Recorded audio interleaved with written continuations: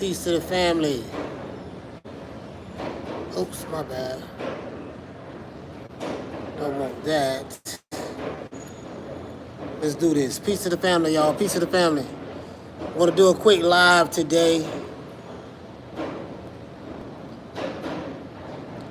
Do a quick live today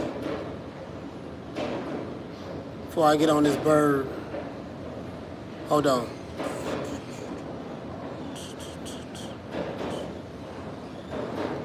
Y'all bear with me one moment. Doing the poll. Shout out to everybody, man. Shout out to Spot City. Spot City, what's going on, brother? Green Eyes P is in the building. Shout out to Laylo with the link read. What's going on, brother? Elizabeth is in the building. How you doing, Elizabeth? The Prince, my brother. Shout out to the Prince, man. The Prince, what's good, fam? You know, as me and my friends say when we speak to each other, how's the family? We always ask about the family. Always. Shout out to Voracious. What's going on? Voracious is in the building.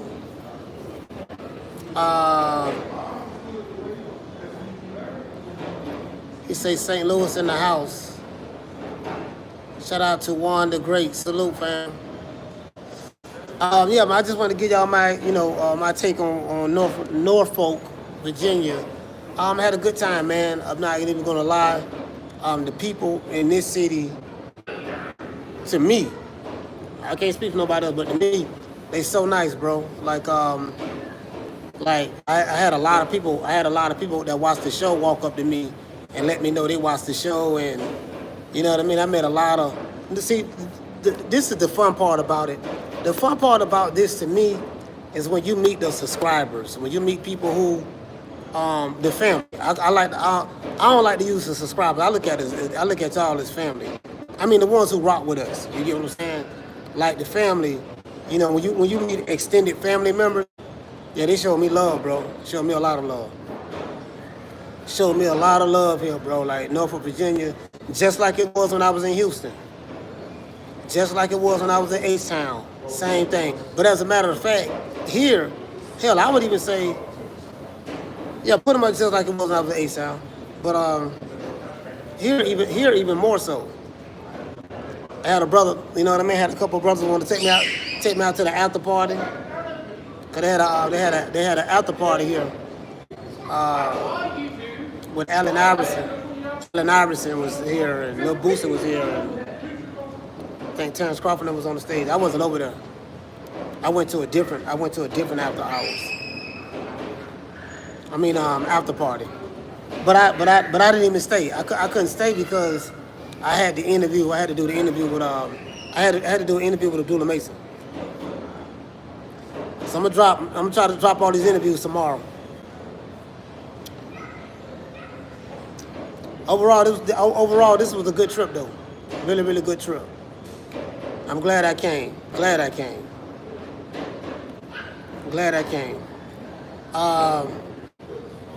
Shout out to Dodge J. Jeff said Keyshawn let VA down bad. I mean, you know, it is what it is at this point, you know. You're right though. I wonder what he was thinking about. I wonder what he was thinking about. You get what I'm saying? That's what come across my mind. Like, what was he thinking about? Did you get what I'm saying? Like you had to know. You know. You get what I'm saying? Like, what was he thinking about? I'm sitting there thinking about this, right? I'm like, bro, like, you had to be aware of the situation. You had to be aware of the situation. Somebody spam in the chat. Was it Benjo? Hey, somebody sent Benjo to the ethos. I'll let you. Spamming. Wait another account. I know you will. I'm not even gonna lie. I was embarrassed for him. 702K man, he said, do you think Top Rank is going to fire him? Nah, what you mean fire him? Nah, why would they do that? They're not going to do that. They're not going to do that.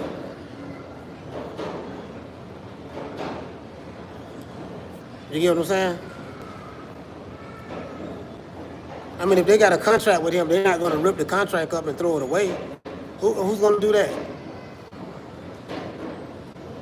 That doesn't make sense. Shout out to Dodge J. Salute fam. He said abandon his baby and everything. Yeah, that was crazy. That was crazy. That was crazy. And then you had the fans booing him when every time they showed his face on the Jumbotron, they was booing him in the arena. They was booing him in the arena, man. Literally. So, you know, it is what it is.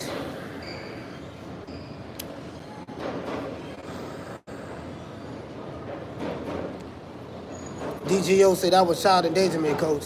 Yeah, you know what? That was crazy. That was crazy. Somebody said he'll shake back. He should play the villain role now. I mean, he don't took Devin Haney's spot for being the most hated fighter probably right now. I don't know. I don't know. I'm trying to see. I'm still trying to engage. Still trying to gauge it. Jamie said, Coach, I heard Bradley say 2,000 people asked for their money back. Yeah, that's true. They did. But you know what, though? I'm not going to lie. It was still a lot of people in there. Under the circumstances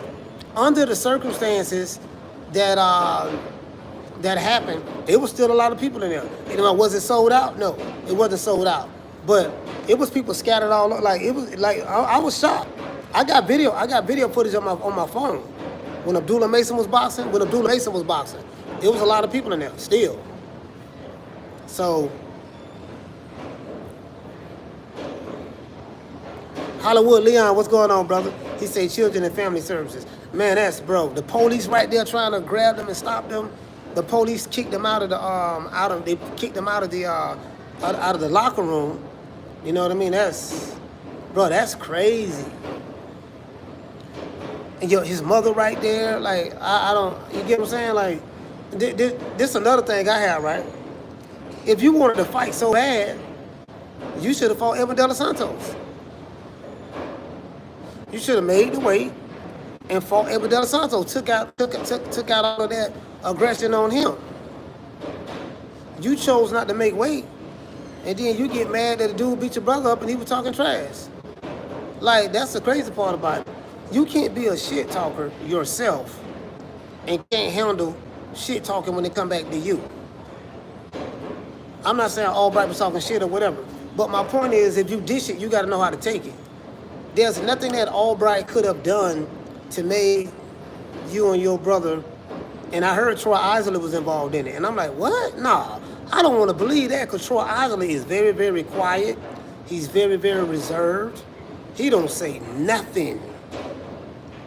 But he did speak to me last night. He was like, man, Coach, what's up, man? Everybody showed me love. Everybody showed me love, bro. Everybody. I even met a brother from the LDBC. He was real, real cool. I forgot the brother's name, but he was real, real cool. Me and him chopped it up, said some things. I'm not gonna talk about what me and him spoke about, but I don't want to get him in trouble with it. I don't want him to get in trouble with the LDBC. But yeah, man, me and him chopped it up, man. He was a cool brother, man. All right, dude. He was good. You know, he was good people. We spoke about some things, you know, situations that happened in the past and stuff like that. But no, he was a real good brother, man. Jeff said Keyshawn Davis is trash and needs to retire. Why does he need to retire? There's a whole lot of fighters that's trash that's still fighting. He said Keyshawn definitely would have lost to Edwin, seeing his brother lose. That dog on Keita. Cool Kid say, Coach, did Edwin get his whole purse, his entire purse? Yeah, he got his entire purse. And I'm gonna tell you why. I said it yesterday on yesterday's live show that I did. According to Virginia boxing commission, when a fight is canceled, under the circumstances that this fight was canceled because one fighter missed weight, did not honor the contract, and then they asked Keyshawn Davis, do you want to try to lose those extra 4 pounds or try to cut as much weight as you can so we can reweigh you and keep the fight going? Keyshawn said no. Nah, I ain't trying to lose the weight. I'm good where I'm at. He said that. So, according to the commission, the fighter, such as Edgar Berlanga, because Keyshawn Davis was the reason why the fight is not happening under those circumstances, the promoter still has to pay the opponent his fight purse, his contracted fight purse, and that's what happened. That's why Edgar Berlanga got his money. So I'm giving y'all inside information. I'm giving y'all first-hand information because I'm going to have Edgar Berlanga's trainer. I just saw Edgar Berlanga earlier. He's a real nice guy, bro. If you meet him, he's really nice. He's a really nice person. He don't give off that energy that Keyshawn them give off. And this ain't no shade to Keyshawn, but they give off that nigga don't talk to me, don't fuck with me, don't you know what I'm saying? I'm the hardest nigga in the room. Edgar Berlanga don't give off that kind of energy. Abdullah Mason don't give off that kind of energy. Terrence Crawford don't give off that kind of energy. It's like we was talking about a lot of these fighters that I be telling y'all about, and some fighters are really cool, and some fighters act like they period on. And I was talking to Michaela Mayer yesterday too, last night. Me and her spoke about 30 minutes, right here in this hotel where I'm at. I'm finna get ready to go to the airport in a minute, so I'm not gonna be live that long.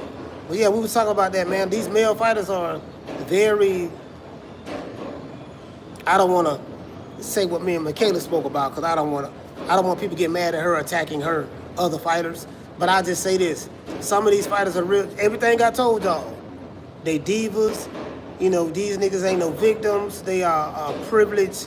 They are privileged black fighters. They ain't going through no systemic racism. They ain't going through no oppression. None of that. These dudes are just, and I tell y'all, a lot of you niggas be crashing out for certain fighters in the chat. If you saw your favorite fighter, I promise you will be disappointed. I promise you. They don't like you niggas. Keep telling y'all that.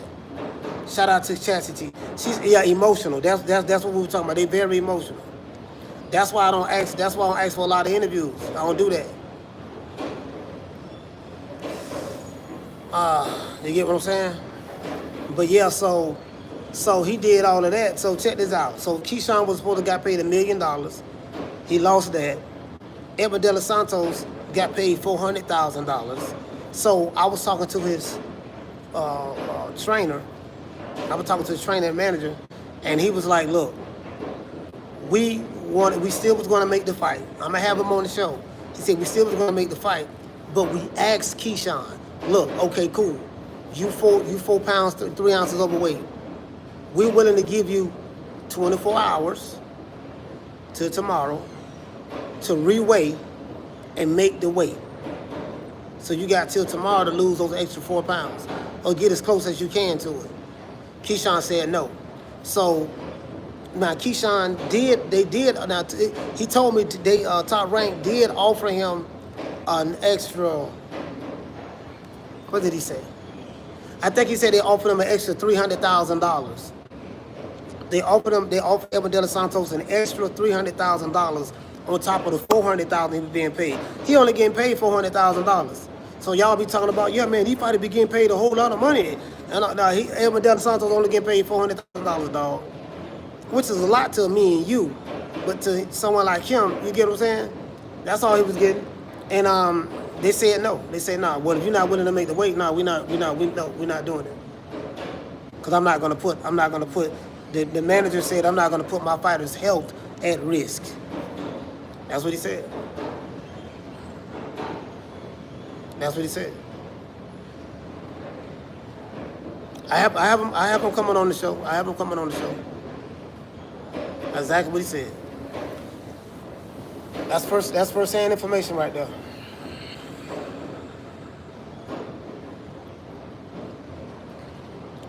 And so then on top of that, Then on top of that, this incident breaks out at the fight. So I'm sitting there in the media section, and I'm talking to. I think I was talking to. She say Samson coming on. No, not Samson. Samson is the promoter. Samson is Edgar De Los Santos' promoter. Casino, what's going on, brother? So I'm sitting in the media section. I was talking to Timothy Bradley. I was talking to Tim, but then Tim had went up front. And then I'm seeing all this commotion. It's like I'm like some niggas fighting. What the fuck going on over there? Like we literally just sitting right there, looking back. Like, what the fuck going on? I didn't know that it initially started in the locker room. I didn't know that. So pretty much everything what you guys are hearing is what happened. So the baby stroller, somebody left the baby in the stroller. The baby stroller was on the side while they were trying to separate Keyshawn. He be like, no, I need to get my baby, or something of that sort. I don't want to say nobody left the baby by unattended. I think it was a girl over there or something. I'm not sure. But they were trying to keep Keyshawn like, man, look, man, you can't be doing this. Man, what the fuck wrong with you? You can't be doing this. And I think it was him and his brothers or something of that sort. And I'm like, my nigga, if you wanted to fight so bad, you should have just lost the weight and fought Edgar De Los Santos. This ain't no shade to Kelvin. This ain't no shade to Kelvin. Davis. But Kelvin Davis is not that good.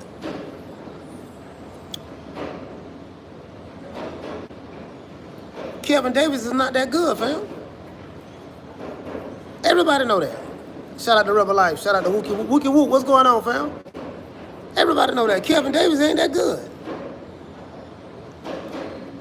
that ain't even worth. That ain't even worth. And hold on. And didn't Keyshawn Davis fight Albright? I think Keyshawn Davis fought Albright, right? I think he fought Albright. Bro, Kelvin Davis ain't that good, bro. Everybody in the arena was saying that. He's 6'3", don't know how to work a jab. I'm talking about a strong, like Tommy Hearns like jab.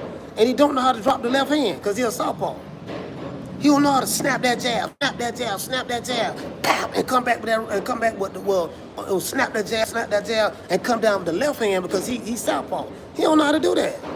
He on the back foot. Dude, you 6'3", fam. You 6'3", got a 74-inch arm reach. You got a 4.5 arm reach advantage over this dude. How you let this little short-ass dude get in there on you like that? You 6'3". I mean, he ain't short, but I'm saying he shorter than Kelvin. You know what I mean? Turn that left hand over. What you backing up for? And then you kept getting hit with the right hook or the overhand right because you pulling straight back in the line with your head in the air. Come on, fam. Yeah, you know what I mean?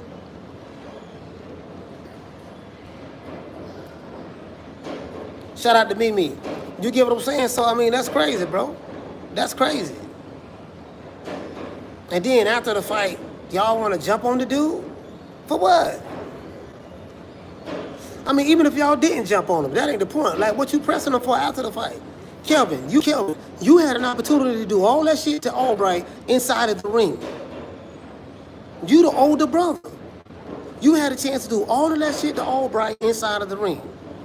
Don't wait till the nigga beat you, and then I'll get out. And then the judges tried to rob Albright, man. Listen, when they announced that the fight, when one of the judges announced the scorecard of 95-95, a draw, everybody in the arena was booing. Now, a lot of these people from Norfolk, Virginia, but they knew Kelvin lost. And I was telling Maestro Boxing, because Maestro Boxing was there. Shout out to Maestro Boxing. Shout out to Ron. Shout out to Ron from Fight Hype. He's a really, really good guy. Shout out to Ron. I met him. I met so many people. I met a whole lot of people here who watched the show.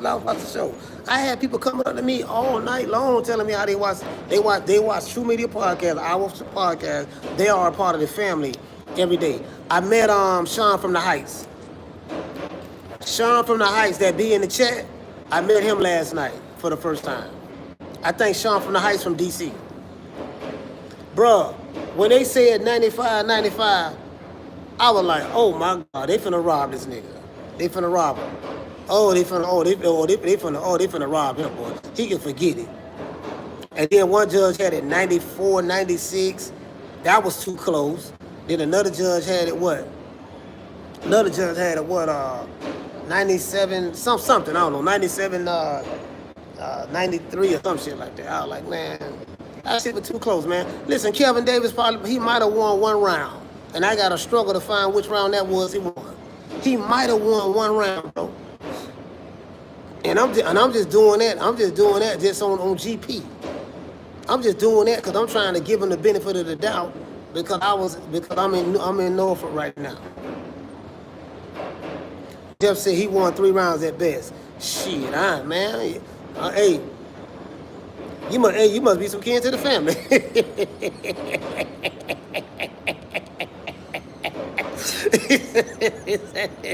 Hey, you showing us some love. Hey, what they say, fam? You say he won about 3 rounds. I said you showing us some love. Hey, Casino. Hey, Jeff, you showing us some love, Jeff. No, I'm just messing with you, Jeff. I'm just messing with you, fam. Hey, but you get what I'm saying, though, Jeff? Bro, like, dude, how you... Shout out to Big Dog Willie. He say J. Paul Tay. No, 20 seconds. Hey, how you 6'3", dog?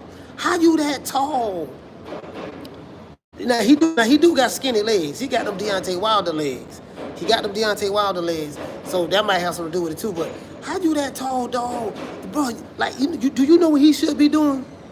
He should be studying. If I talk to Bomac, he should be studying Tommy Hearns.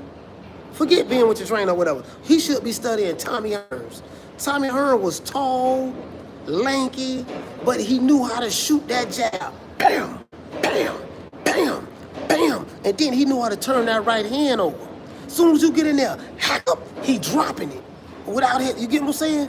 And Kelvin is supposed to fight like that. I'm not saying he Tommy Hearns. Of course, I ain't saying that like that. But I'm just giving an example. When you that height and you got that advantage, you supposed to be snapping that stick out there, bro.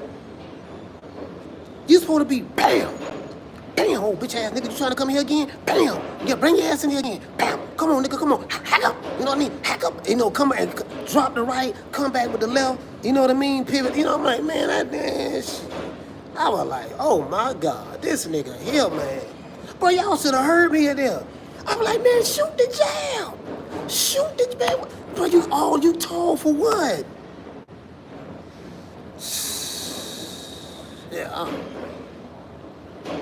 Yeah, man, Kelvin, man. Man, I hate to see a tall ass nigga let man, you let that dude get up and get in there. That man, come on, man. Man. Bro, you get what I'm saying?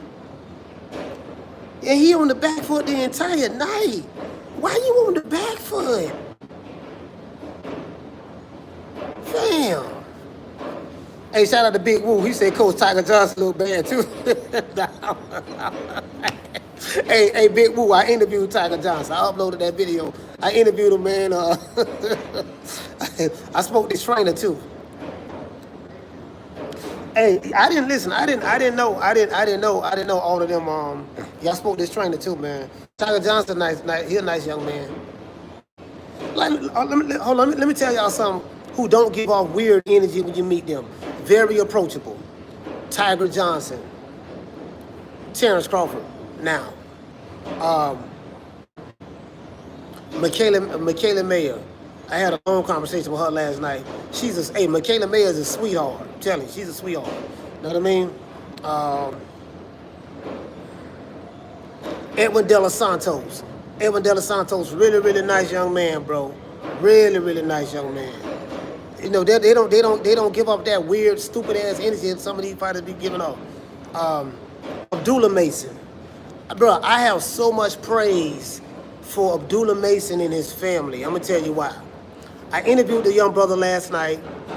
I'm gonna drop the video tomorrow. I interviewed the brother, I'm gonna drop the video tomorrow. I had a one-on-one sit-down interview with him.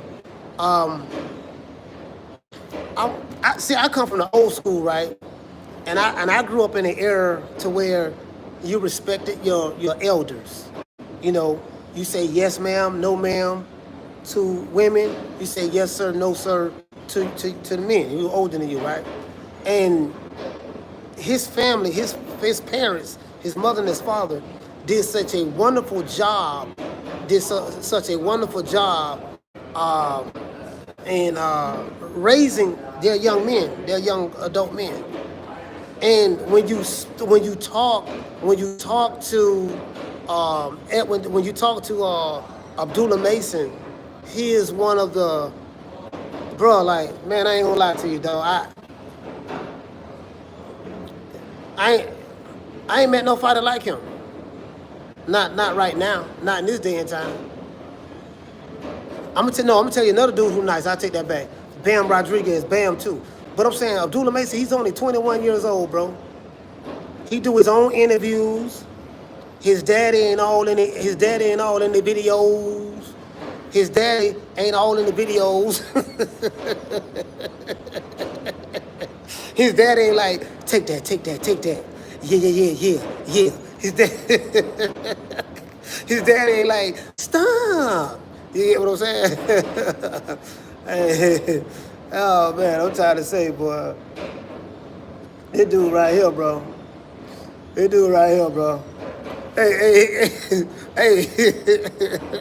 yeah, hey, he do his own. Hey, he 21 doing his own interview. What I tell you? Hey, Casino. Hey, his daddy don't want no camera time. Hey, his daddy don't even want. Listen, his daddy don't even want. He don't want no. He don't. Casino. He don't even really want you to interview him. Look, dog, don't. They go. There he go right there. Go talk to him.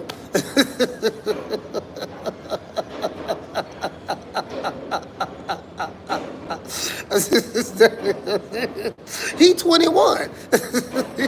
Hey, Brandon say we different in Ohio. Hey, Brandon, the man 21. It's so, I guess, and again, I don't want to throw anybody under the bus. He said, how long? So how long was the interview? I think we interviewed about 30 minutes. It was a 30-minute interview. Hey, all in the videos. And he's so nice, bro. When you talk to him, yes, sir. We're just gonna have to see. Inshallah, Allah is the best of planners. If everything work out, we'll see. I have to talk it over with my team, and whatever my team come up with, they're gonna do what's best for me. And I'm gonna let your guys know something. The reason why Abdullah Mason says he refers back to his team, as I said before, he's only 21 years old. There's not a 21-year-old fighter in boxing that I know of that handles their career. He's only 21.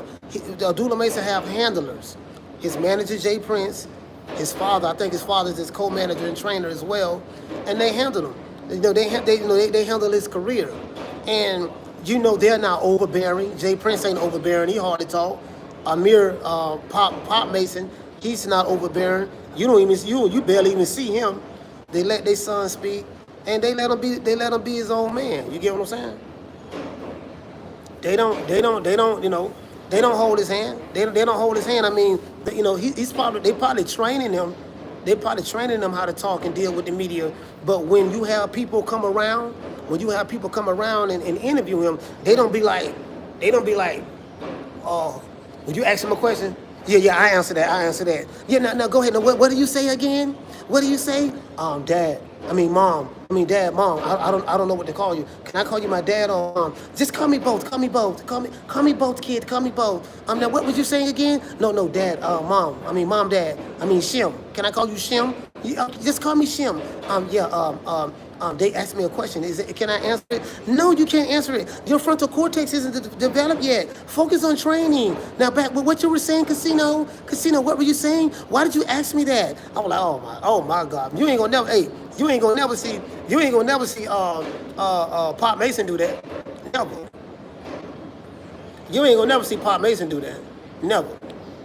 Nigga wanna be all in the videos like Diddy. Take that.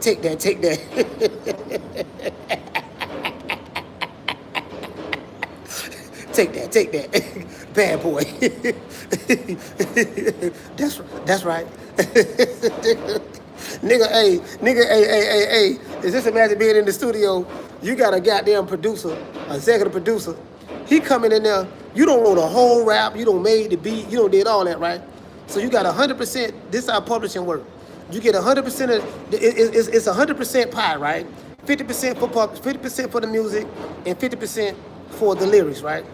So it's 100% total. If you get 100% of the music side of it, that's 100. You know, that's the you know, you get 100% of the publishing from the producer standpoint, right? You get 100% of the publishing because you the producer.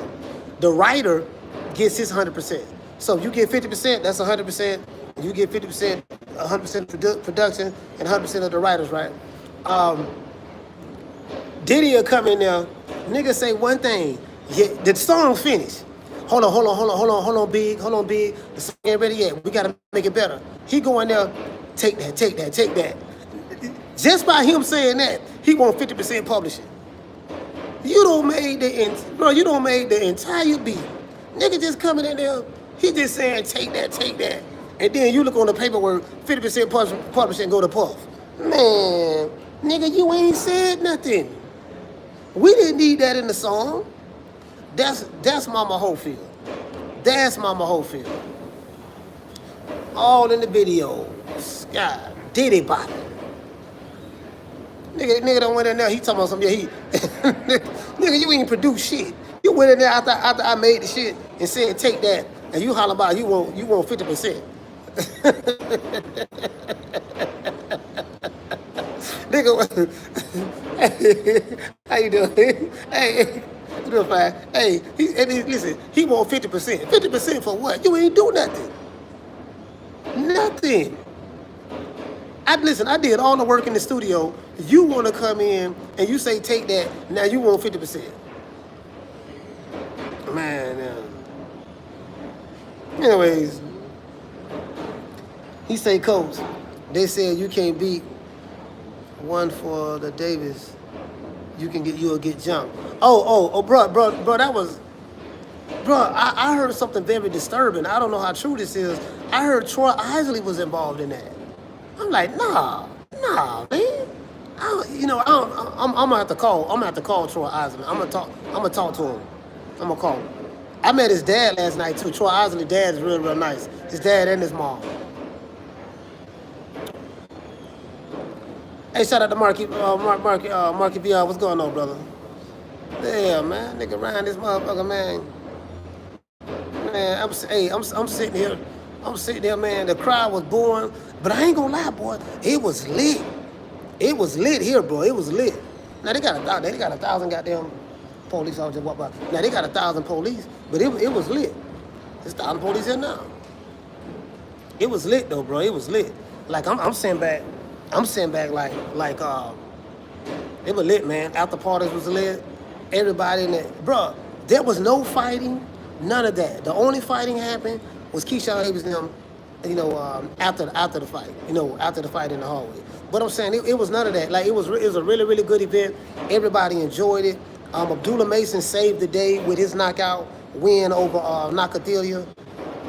So it is what it is. So he saved the day with that. Shout out to John Martinez. And then that was a good look for Abdullah Mason. Because, one man's trash is another man's treasure. One man's loss is another man's opportunity. Do you get what I'm saying? One man's loss is another man's opportunity. The people here in Norfolk, Virginia that I met are very, very nice people. I met people here from New York. I met Michaela Mayer. She's very nice. A lot of the, shout out to Coach Sonny. Shout out to her. She's a really, really good coach. She's a really good coach. Strength and conditioning coach.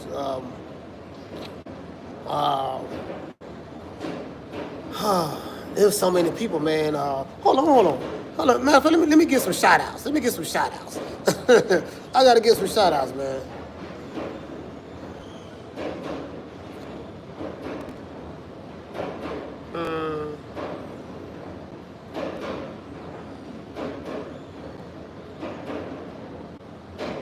Hold on.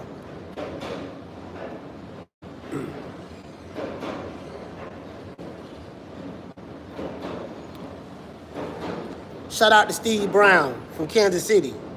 Kansas City, shout out to Steve, man. I was with Steve Brown last night. This here was the after party.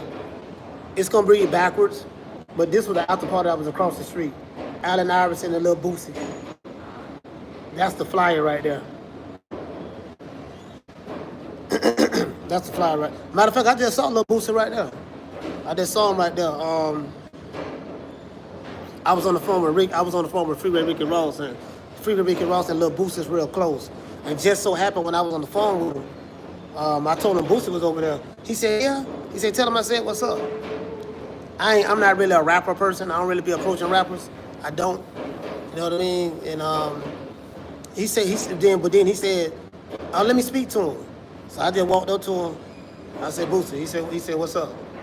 And I said, huh? I just gave him the phone. He spoke to Rick. And after they spoke, he gave me back the phone. I walked off. True story. Right there.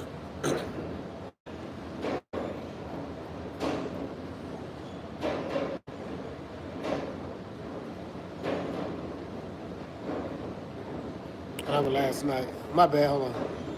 Yeah, shout out to Steve Brown. Shout out to Puka. My main man Puka. Salute to you. I think Puka from right here, Virginia. Right here in Norfolk, yep. They was on that Hennessy last night. He said, man, he said, Coach, man, I watch your show all the time. I had so many people walking up to me. Man, I watch your show all the time. Man, you crazy as hell. You get what I'm saying? I'm talking about, you know. Man, you crazy as hell.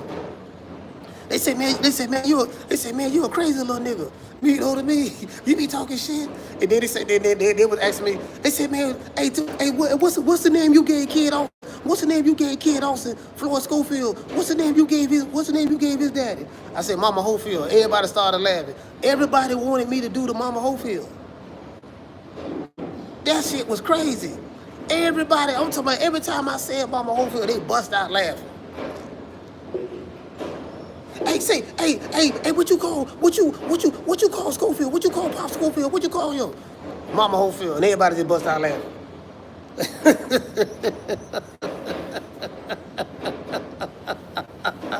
I said,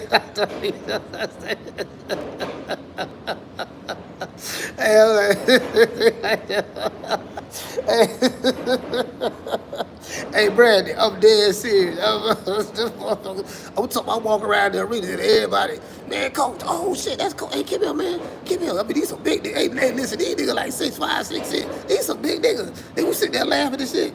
Man, I'm sitting there, you know, y'all know me, man. I'm gonna be me everywhere I go, man. But shout out to everybody, man. They Virginia, Norfolk showed us a lot of love, bro. I would say we have an extended family. We have an extended family, bro. I got to go to Kansas City now. I got invited to go to KC. Who's this? What?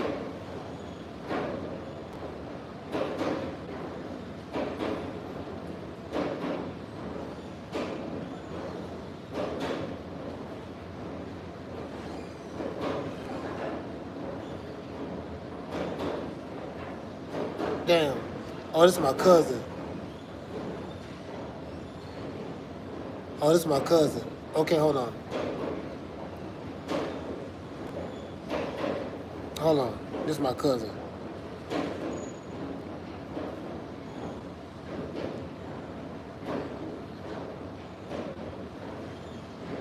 My cousin. This is my cousin from Mississippi.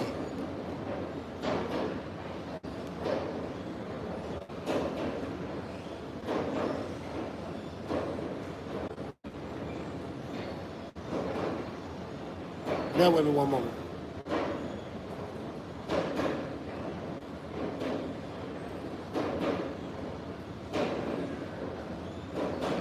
Yeah, man. So yeah, you get what I'm saying? It was a lot of boxing content creators here too. Fight Hype was here. I was hanging out with Ron. Shout out to Ron over there at Fight Hype. Maestro Boxing, my guy.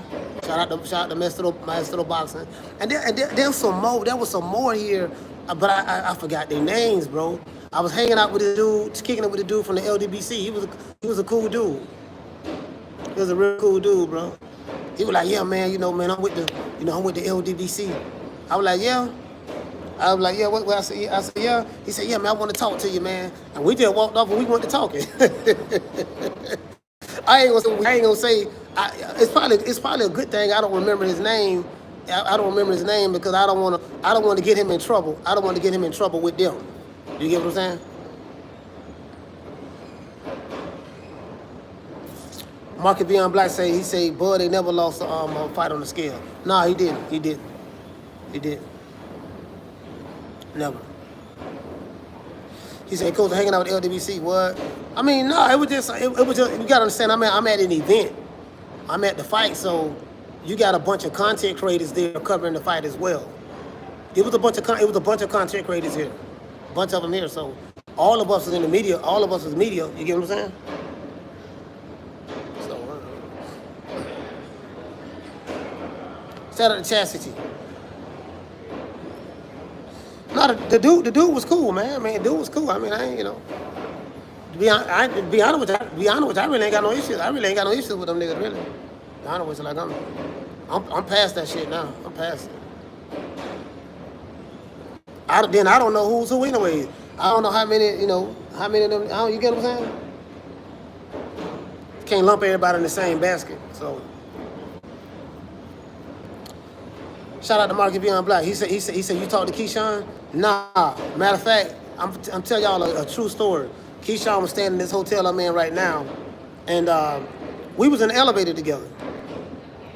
Literally, we was in the same elevator because I was on the 18th floor, and he was on a higher floor. We was on the same elevator together. He walked in, looked at me, I looked at him.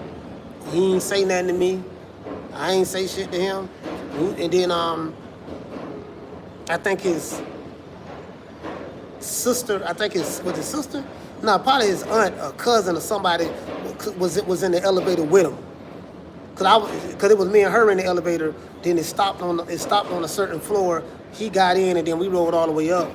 And yeah, he didn't say shit to me. He didn't say shit to him. Nothing. He knew who I was. I could tell because of the way he looked at me. He knew who I was. I had a bunch of fighters walking up to me. Man, Coach, what's up? You get what I'm saying? But I had a bunch of fighters walking up to me. I didn't know that they watched the show. No cap, say no one offered to buy you a drink? Nah. Ain't nobody offered to buy me a drink. Yeah.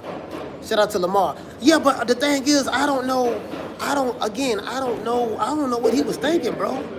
I don't know what Keyshawn was thinking. Like, fam, you fighting in Norfolk, Virginia. It's bad enough that you lost your belt on the scale. Edgar De Los Santos got to get paid anyways. The fight got canceled. Fans who came from out of state. Let's say if I was a diehard fan of Keyshawn Davis and it was my lifelong dream to save up some money to come see him fight in Norfolk, and I spent that money, got here, because this trip cost me $1,700, $1,200 for the hotel, and $500 for the flight. You know what I mean? And then, not including what I'm paying for food and, riding the Uber, taking the Uber back to the airport and stuff like that, right? And bro, you don't fight the day before the fight. So now I got a decision to make. I can, try to sell the ticket and get a refund, but I don't spend the money now. I can't get a refund from the plane ticket. I can't get my time back, which is the most important thing, valuable thing you have. I can't get the money back for the plane. I can't get the money back for the hotel, and I can't get the money back, and I can't get my time back. So it's kind of like he said, fuck the fans. It's kind of like he said, fuck the fans. And you can't do that. You can't do that, bro. You can't do that. Like what Keyshawn should do. I think Keyshawn should just do an open apology to his fans. Say, you know what? I want to Like this one. If I was his publicist, I say, you know what, bro, you gotta write this. You gotta take your licks. Right now, everybody's on your bumper right now. They don't forgot all about Devin Haney right now. You the most hated fighter in Boston right now. You know, so you need to do a press conference and do it like Terrence Crawford went into the locker room of what the brother name? What the brother name? What's the brother name? Who Calvin Davis fought? Albright. Not here Albright. He went in the locker room and apologized to Albright on behalf of Keyshawn Davis. Make it make sense. Why does Terrence Crawford have to be the one I'm gonna apologize on my partner's behalf? You get what I'm saying? Like, who gonna do that? He went in there and apologized, like, man, I'm sorry, man. You know, I'm sorry they did that, man. You get what I'm saying? But guess who didn't apologize? Keyshawn.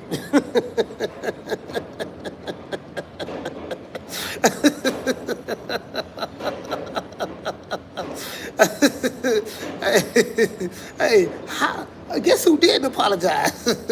Keyshawn and Kelvin. I'm like, Kelvin, okay, if you wanted to fight that bad, why you ain't do that shit in the ring? I'm finna go get my little brother, and we finna go jump this nigga. I ain't saying that's what happened. I'm hearing that's what happened. They went there and tried to rough the dude up, but the dude said something different, so I don't know. But just imagine though, you the big brother. You the big brother. You got the little brother putting jumper cables on you. We finna go jump this nigga. You can't make this shit up. You the big brother, fam.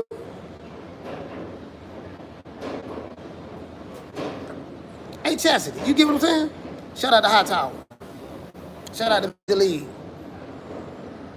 Yeah. He said Keon. So that was Keon and Keyshawn. Oh, okay, that was a little brother. Okay, but even so, okay, that's even worse then. So Keyshawn and Keon went over there. So Keyshawn is the bigger brother. Keon is the little brother. How y'all finna go over there and get some straightening because y'all big brother lost? That's even worse. So Keyshawn, it was your bright idea and your little brother bright idea. We finna go step this nigga because we don't like the fact we finna defend our big brother's honor. Yeah, that's crazy. That's crazy, bro. That's crazy. That's crazy. We finna go step because we finna go defend our big brother honor. Literally. He said Kevin was trying to defuse the situation. Yeah, I'm just saying. You get what I'm saying? Like, bro, like that the shit it don't look good, bro. It don't look good at all. It don't look good. And Bud shouldn't be the one that have to apologize. I'm not saying he had to, but Bud felt so bad about the situation. He over there apologizing to Albright. I'm like, nah, this is what Keyshawn Davis need to do. He need to put his big boy drawers on. He need to man up and do a press conference. Apologize to his fans. Apologize to the boxing world. Say, you know what? What I did, because it make your people look bad. It make your people look bad. When I say his people, I'm saying his family, and it's making his city look bad. You know what? This is not a reflection on even though I do know crime rate in Norfolk is very, very high, but this not. I don't want to put that on them people. But bro, like, you gotta understand, Keyshawn, you ain't no superstar on that magnitude. Your name is starting to get a little buzz right now. You're starting to get up there from a buzz standpoint, but you're not. You like the diva behavior has to stop. You got the diva like these men. Some of these men, male bosses, they act too much like divas, bro. Like, you'll see diva behavior from a woman. It's too much diva stuff going on. Brandon said, "Watch you blame it on mental health. Mental health is the go-to thing Is a go-to escape route that they like to use now. They got that from Tyson Fury. When Tyson Fury started talking about the mental health stuff, when he fought Deontay Wilder, every fighter took cue from Tyson Fury, and that's all they be talking about now. That's all they be talking about now. Oh, well, you know, it's mental health. Okay, we got to give him a pass, get the mental health. Oh, shit, he slapped a pregnant woman, but he said he suffered from mental health. Okay, he slapped a pregnant woman, so we got to give him a pass. It's like mental health is the card they use to justify doing dumb shit.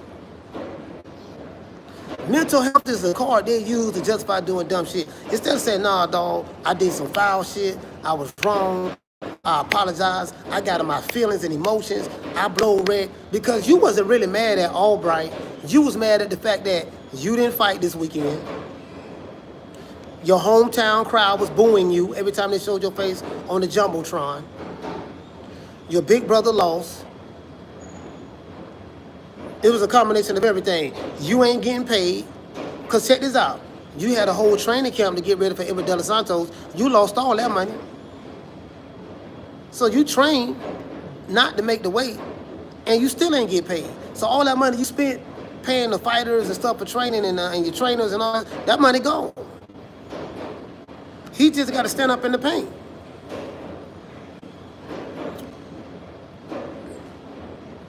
He got to stand up in the paint.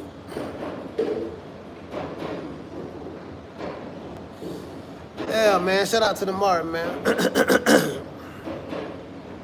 Yeah, he just got to step up in the paint, man. So I was dead wrong. He said, Coach, he said, how much you think missing a father figure have to do with D3 behavior? I mean, that's a valid point. Being raised by a single mother, a lot of you see how that's working out. See how that's working out in Black America.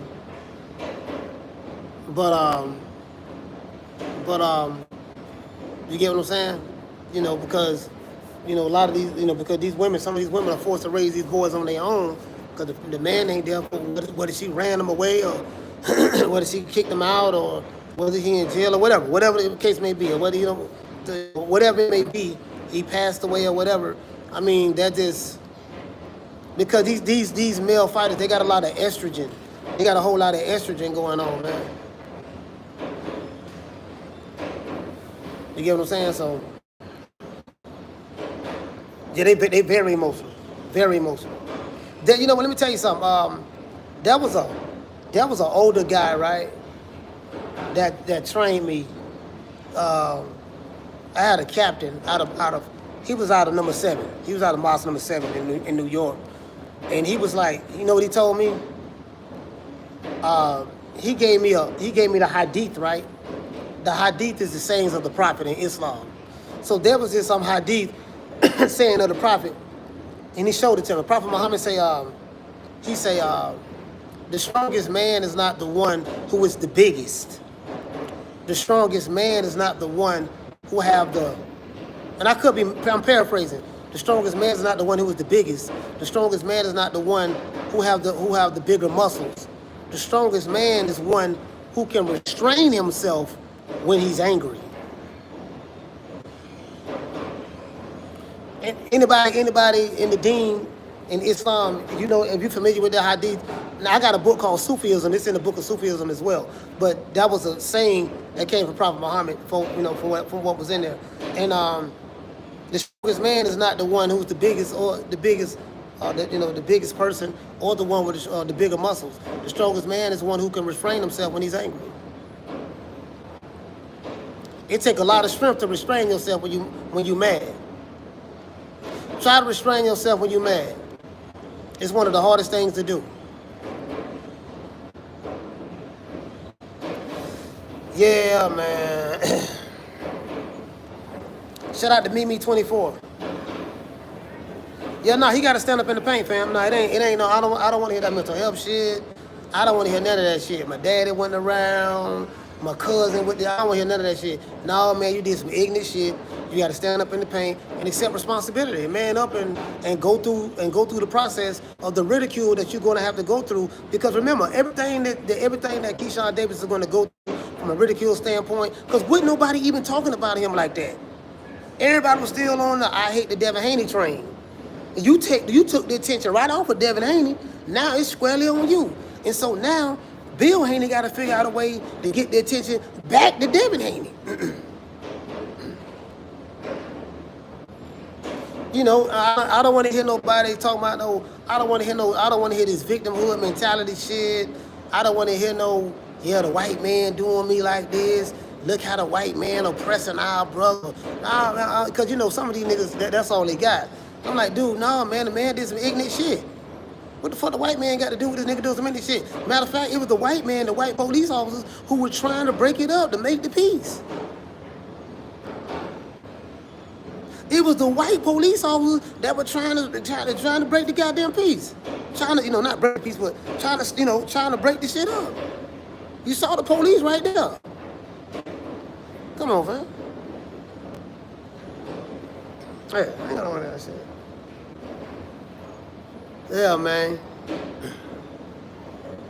Listen, I promise you, there's gonna be some dudes online right now. They gonna be sending me, yeah, you ain't on code. You talking about the brother? I said, what about the brother? What about the brother that got beat up? There's another black man in this situation. Niggas, what I told y'all, niggas hate accountability. Do you know what kryptonite is? Do you know what a kryptonite is to a nigga? Accountability is a nigga's kryptonite. And see, that was some nigga shit. I spoke about this last night. You have black people and you have niggas. You have Latino people and you have niggas. You have white people and you have niggas. Niggas is mentality. The nigga mentality is a disease that rots the mind once the brain gets affected. And you will know the nigga mentality based on the actions of the individual. What a person does when they are in public tells you whether they are a nigger or not. It's a behavior that embodies the individual who dwells in the realm of niggatry. Period. Period. When you see some motherfuckers fighting in a Waffle House, snatching bonnets off their head, that's some nigga shit. If you see, you know what I mean? No nigga shit when you see it. Listen, anywhere you go. So when I tell y'all I hate niggas, I'm dead serious about that. I was talking about this shit here in the hotel. I said, yeah, I hate niggas, boy, with a passion, boy. Because this is the thing, right? I'm gonna tell you why. What I hate about the media, they'll show, like, it'll be somebody like me or Chastity or Brandy or JC or Legacy Remains or somebody in the chat, right? It'll be a civilized, intelligent person right? Sitting right there.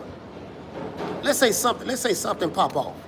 And there's the media, they'll come up to you. Brandy, what happened? Oh, well, I'm not a snitch or anything, but I was just sitting here minding my own business, and I had my daughter with me, and we was walking down the street, and then this guy, I saw him run out of the bank, with the gun, and he just started shooting, at the innocent civilians, trying to get away, and he jumped in the car, and then you look over there, and they'll be like, oh, man, look, Mom, we on TV. I told y'all we were going to make it. The reporter gonna leave you alone. Hey, sir, what is your name? Oh, my name Tyrone. Who that is? Am I on TV? Bo Quisha, I told y'all we're going to be on TV. They'll go right to him. He'll get the entire interview. Or she'll get the, or it'll be one of the ratchet chicks. She'll get the entire interview. The intelligent person, when you were sitting there talking, they don't want to hear from you. They always go to the nigga. Black person right here, who can speak to this articulate and interpret what went on, they'll skip right by him. Oh, there goes some niggas over there. Let's go talk to them. And put the camera right in their goddamn face. And then people will look at that and say, that represents us.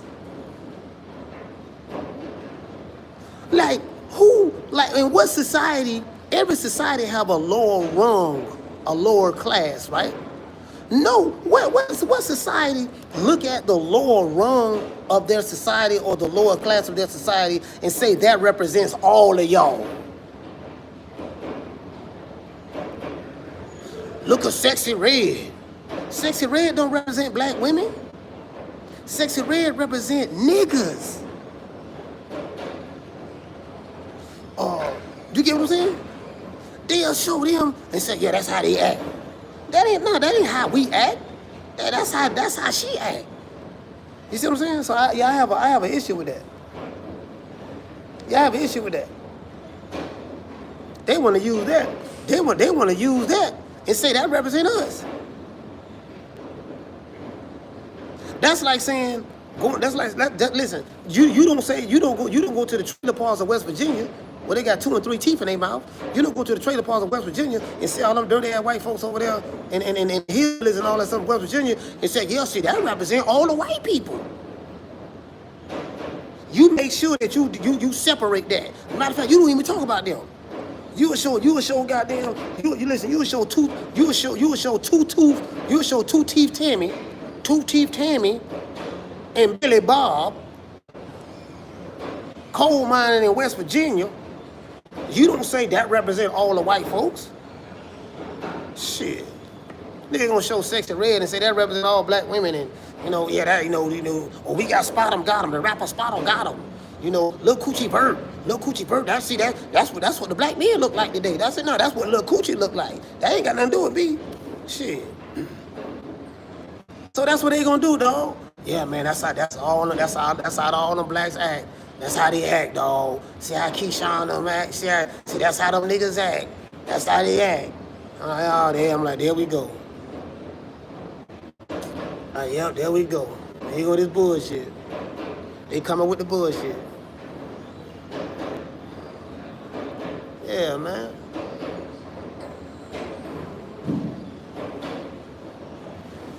Hey, what they say? One IK, he say facts. It's sad that ignorance and drama gets views. That's just where it's at, fam.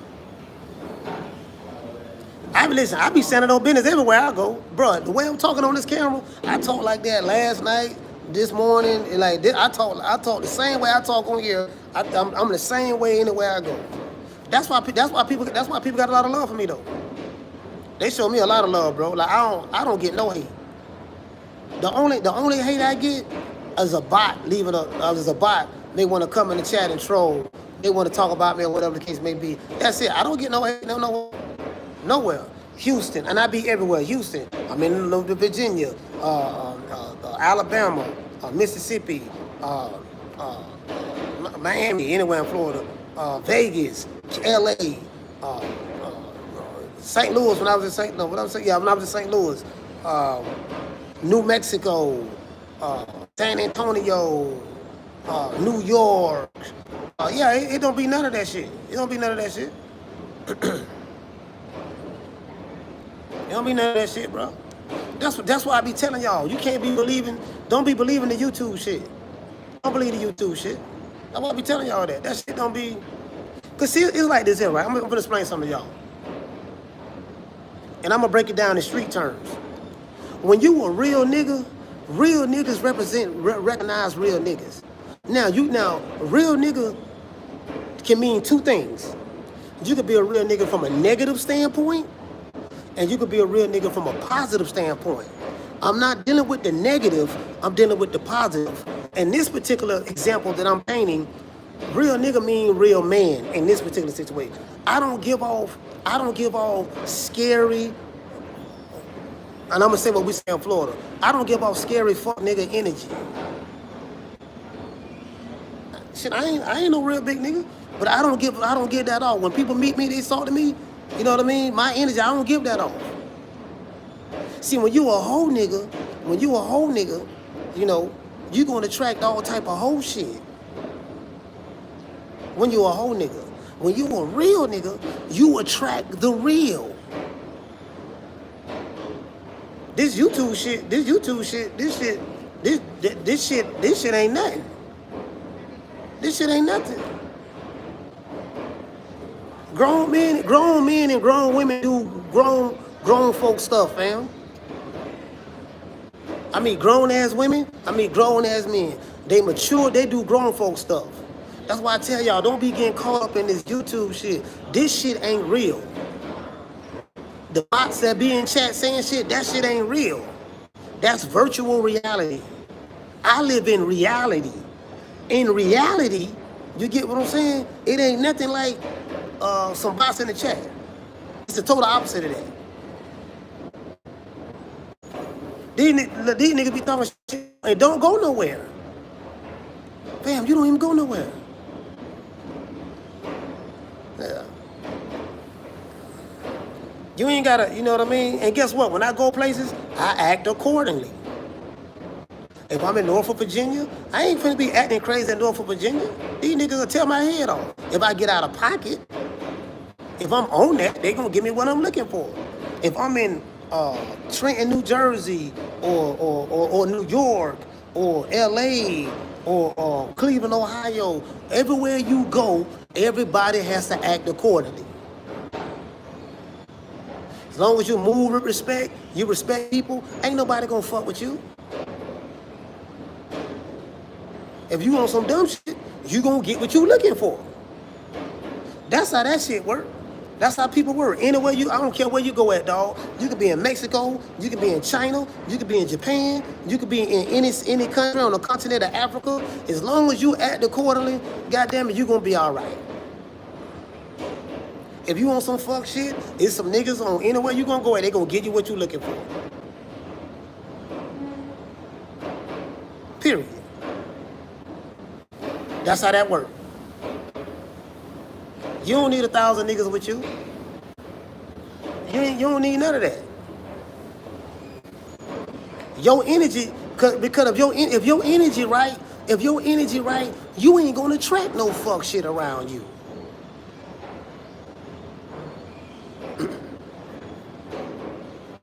A lion know another lion when he see one. A honey badger know another honey badger when he see one. An eagle know another eagle when he see one. And a real nigga know a fuck nigga when he see one. Your energy gonna give it away. He gonna pick up, his instincts gonna tell you, you's a flaw ass nigga. And that nigga flawed at him, nigga just sit, this don't feel right. And then when you hear the nigga talk, and you beat around him a little bit, yeah. You know what I mean? If you don't come from that, you wouldn't understand it. You wouldn't understand it.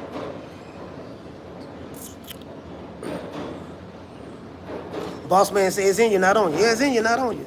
Hey, hey, that's what Bill be saying. He say it's in you, not. He so it's in you, not on you. This old slick talking ass nigga Bill.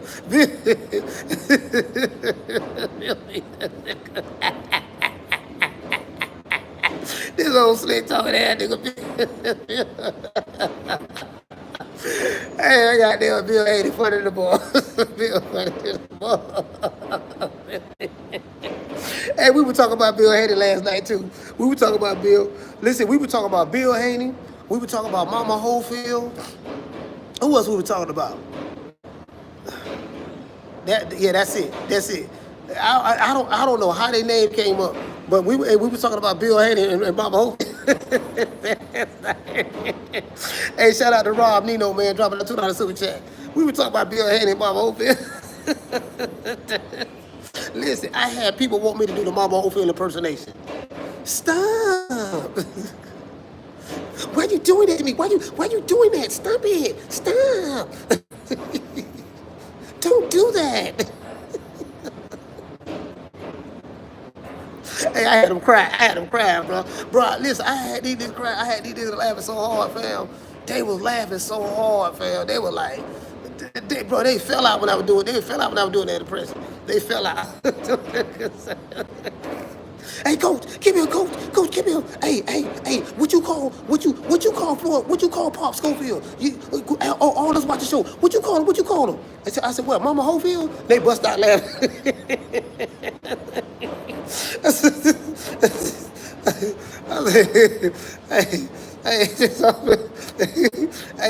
said, Mama Holyfield. I'm gonna make Mama Holyfield famous.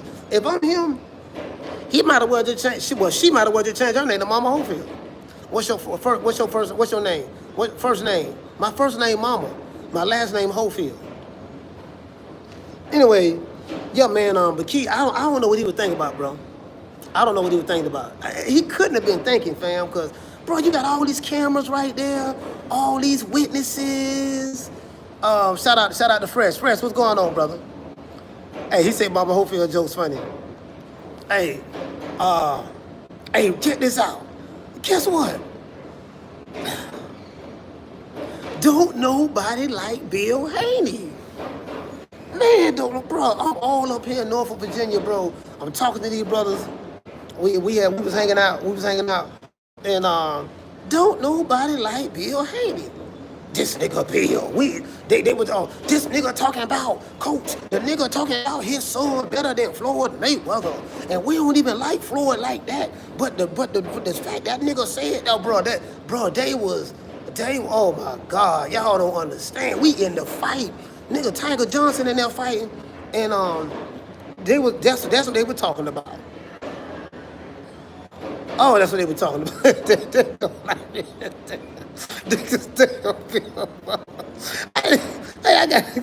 Listen. I had to tell him. I say, look, fam, look.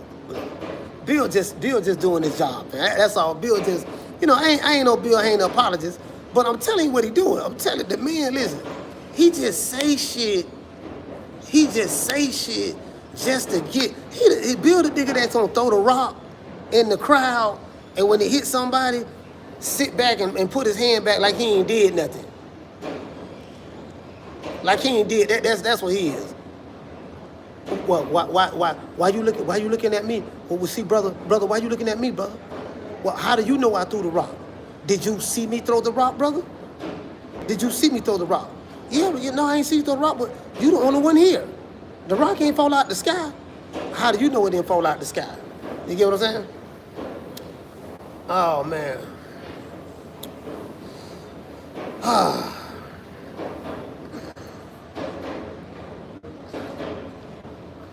He said serious question. He said, what did Schofield do to you? You got to go back and look at one of my shows. He got disrespectful on my show. That's what he did to me. He got out of pocket. You wasn't here. You wasn't here when Hopefield did it. So if I fuck with a nigga, I'm justified. He wasn't here. Ask the people in the chat. Came on my show, got real disrespectful. Then he went on other podcasts. Talking shit about me. So since you want to be open with your disrespect, I'm gonna violate you in the open disrespect. It ain't shit she can do about it. If she see me right now, she wouldn't say nothing to me.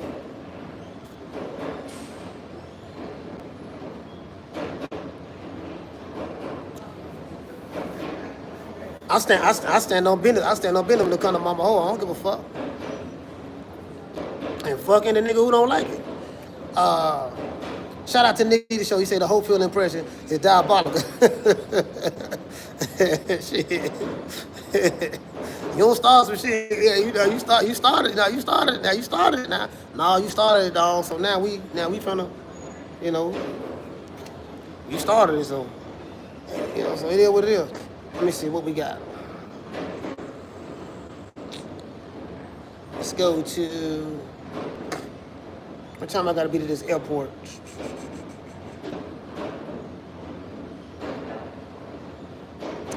All right, we're gonna rock out. We're gonna rock out for another. Probably about another 45 minutes. And then we probably gonna do an hour. Cause I don't have to be to the airport until 5 o'clock. So. No, my bad, 4:30. I don't have to be to the airport at 4:30. Hey, shout out to Quentin. He said, what's next for Key? I have no idea. Well, you know what he should do, Quentin? He gotta do an apology, bro. He gotta do an open apology, bro. Listen, forget the incident with Albright. He need to do an apology just for all of those people who spent money to come see him fight. He need to do an apology just for them alone. He need to do an apology just for that alone. Because you don't want to be a fighter that lose your fan base. Like they was booing Keyshawn every time they showed his face on the jumbotron at the Scope Arena. Cause the people were like boo, like they're like, nigga, what you here for? You supposed to be in the ring fighting. We came here to see you. You was the main event. Now, thank God, Abdullah Mason looked good. It started out kind of slow a little bit, filling them out. You know, Nakathelia, he knew he was gonna get put to sleep, so he just went ahead and I guess he just packed it in. He just packed it in. You get what I'm saying? But yeah. Born Hustler he said, you said yesterday that Kevin was the shit. He was right.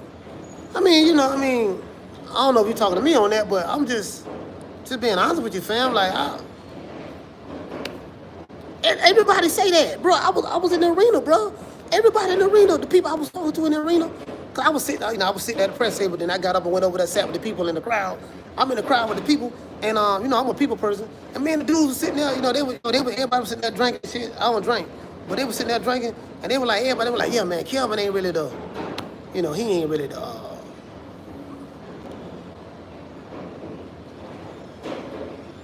They like, yeah, Kelvin ain't really the, you know, he ain't the most, out of the three brothers, he is the least skilled. Kelvin, everybody know that.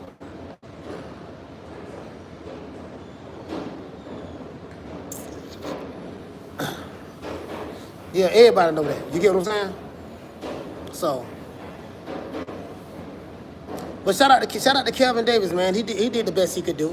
Shout out to you, Kelvin. You did the best you can do, fam. I mean, you know, it is what it is. I mean, you know, you lost one. You should be able to bounce back.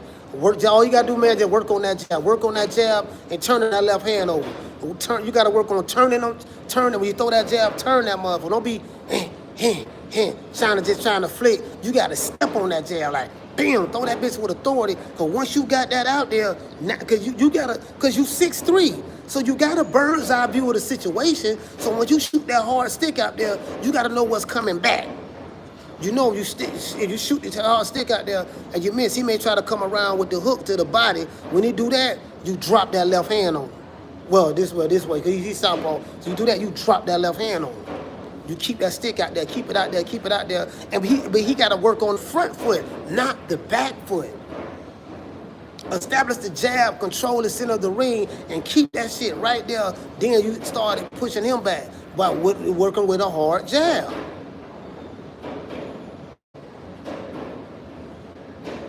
Like, man, bro, I'm like, Kelvin could have won that. I mean, bro, like, I was yelling I was like, man, shoot the jab, man. Throw the jab with authority. What you backing up for? That's all I was saying. What you backing up for? And then I realized he do got real skinny legs, so I don't know. Maybe his leg strength is not there. Do you get what I'm saying? Maybe his leg strength is not there. He probably gonna have to. Shit, if I'm Bo Mac and them, look here, man. What we gotta do? We gotta get them legs stronger. We gotta build them legs up. And what? And I'm gonna tell you something else. He wasn't doing. He wasn't working the pivots. He kept getting hit with the right hand. Every time he pulled back, he was getting timed and caught with the right hand because he was pulling straight back in a line. You 45. You don't come all the way back 12 o'clock. You don't come all the way back from 6 o'clock to 12 o'clock. You get what I'm saying? You know, you don't do that. You 9 o'clock, 3 o'clock, 9 o'clock, 3 o'clock. You don't go from 6. You don't go from 6 to 12. Come on, fam. He said, how did Tiger Johnson look? He looked all right. You know. He kind of picked it up a little bit in the second half of the fight, especially around the 7th, 8th, and between rounds 7 and 10. He kind of picked it up a little bit there. But to be honest with you, and again, I interviewed Tiger. I like Tiger. He's a nice kid, but he wasn't impressive. He wasn't impressive. And I'm gonna tell you how I know that, because I spoke to someone. I'm not gonna say any names. I'm not gonna say any names because I don't want to get the brother in trouble. But me and someone from his team had a really good conversation. I'll say that, and he was saying the exact same thing. He was saying the exact same thing. So I'm gonna leave it at that.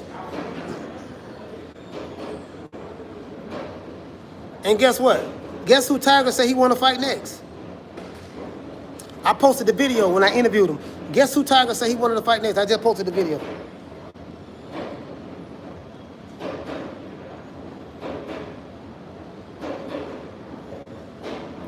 Hold on. Guess who he said he wanted to fight next? Yeah, he calling out Brian Norman Jr. Facts.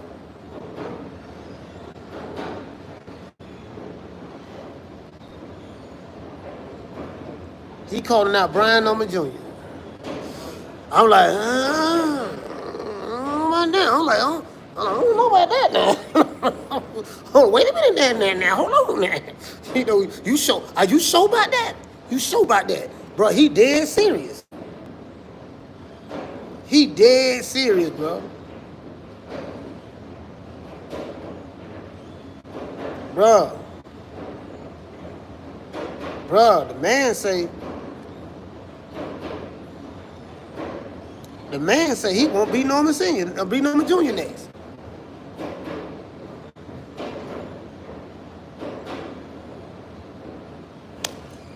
I'm dead serious, bro.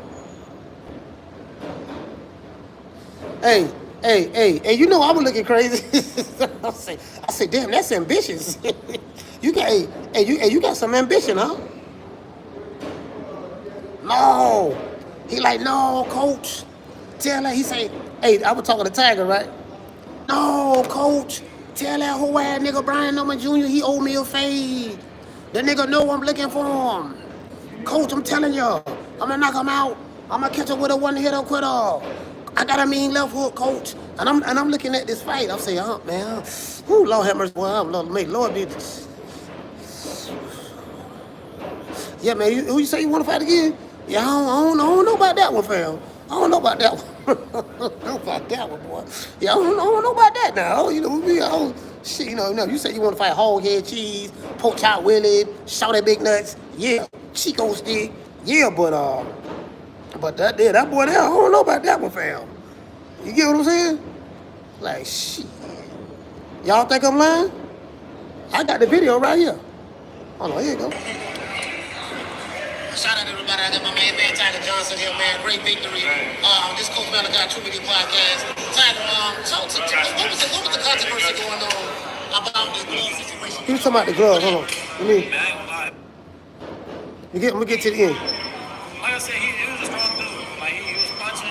Right. No, he always been a big. Let y'all hear it for yourself. We came up together, so he always been a big dude our whole life. You know what I mean? So he always been a big puncher. So outside of that, I knew he wasn't skillfully good as me.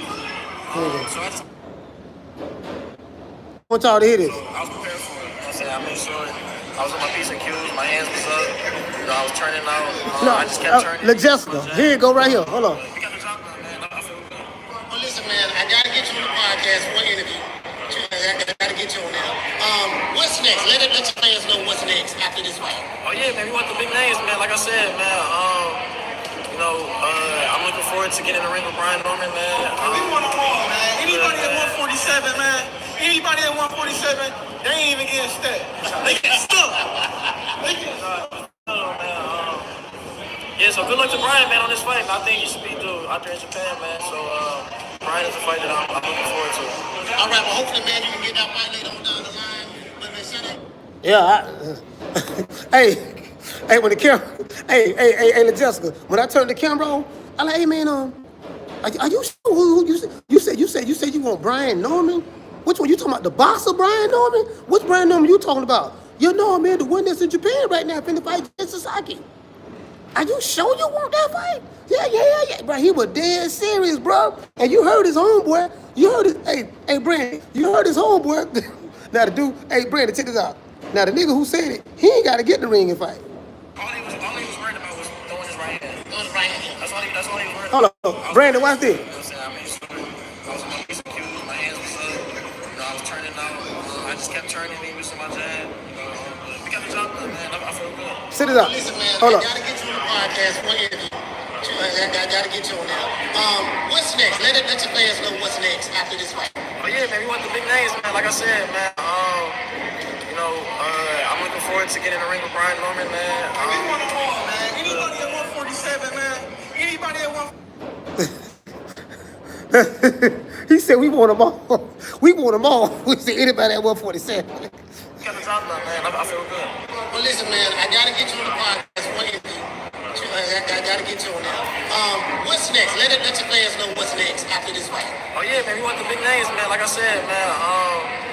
I'm looking forward to getting in the ring with Brian Norman, man. We want them all, man. Anybody at 147, man.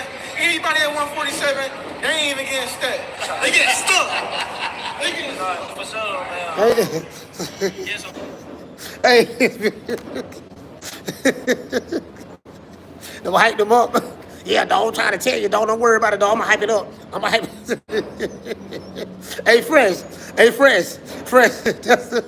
Fred, that's why I come in. Fred, that's why I come in at. We don't see no nigga at 147. I don't give a damn who it is. The nigga boo. Hey, Fresh.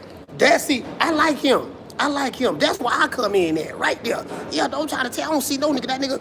Listen, we'll go to Philly and whoop Boots. We'll go to Atlanta and whoop Brian Norman Jr. Nigga, we the traveling man. Anybody can get it. We don't see no nigga at 147. I wish a nigga would. I swear for God, that nigga better win. I'm hoping like hell. I'm praying to the heavens that this nigga Brian Norman Jr. beat Jen Sasaki. As soon as that nigga bring his coochie ass back to the United States, tell that nigga he had to see me. You get what I'm saying? I said, nigga talking cash shit, boy. I said, boy, get what? He ain't got to. Tiger the one that got to get in the ring and fight. That's who had to get in the ring and fight. You get what I'm saying? Hey. Nah, he say, but Tiger say he want Brian Norman Jr. next, man. I think he sees something. He sees something. You know how they say they see something? Yeah, I see something. Hey, you remember that time? Hey. No, I'm just joking. No, I'm just joking. Listen, y'all remember that time when Errol Spence fought Mikey Garcia? Hey, shout out to Brian Norman. Hey, remember that time when Mikey fought Errol Spence? Errol Spence wasn't even thinking about Mikey Garcia. Mikey Garcia moving up, finna fight Errol Spence. They say, man, Errol Spence is too big for you, man. You was that lightweight or something like that. How you gonna move up and fight him? You only have one fight at 140 or something like that. He too big for you. Well, you remember what Mikey Garcia said? He said, I see something. He said, I see something.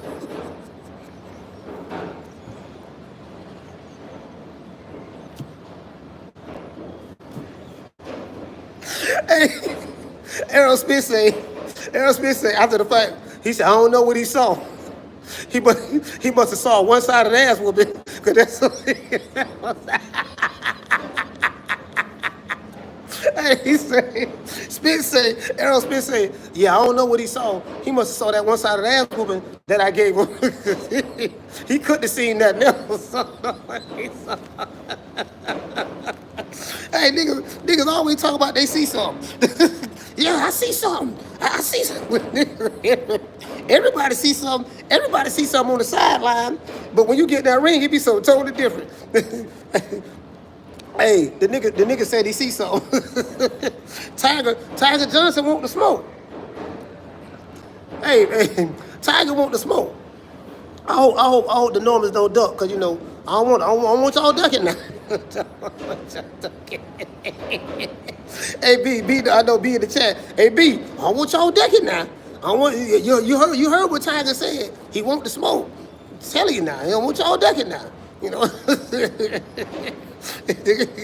Nigga, we sit in the contract. You get what I'm saying? We sit in the contract. We coming to Atlanta. We sit in the contract. You get what I'm saying? And you just better sign it. That's what we're talking about. I don't want no ducking.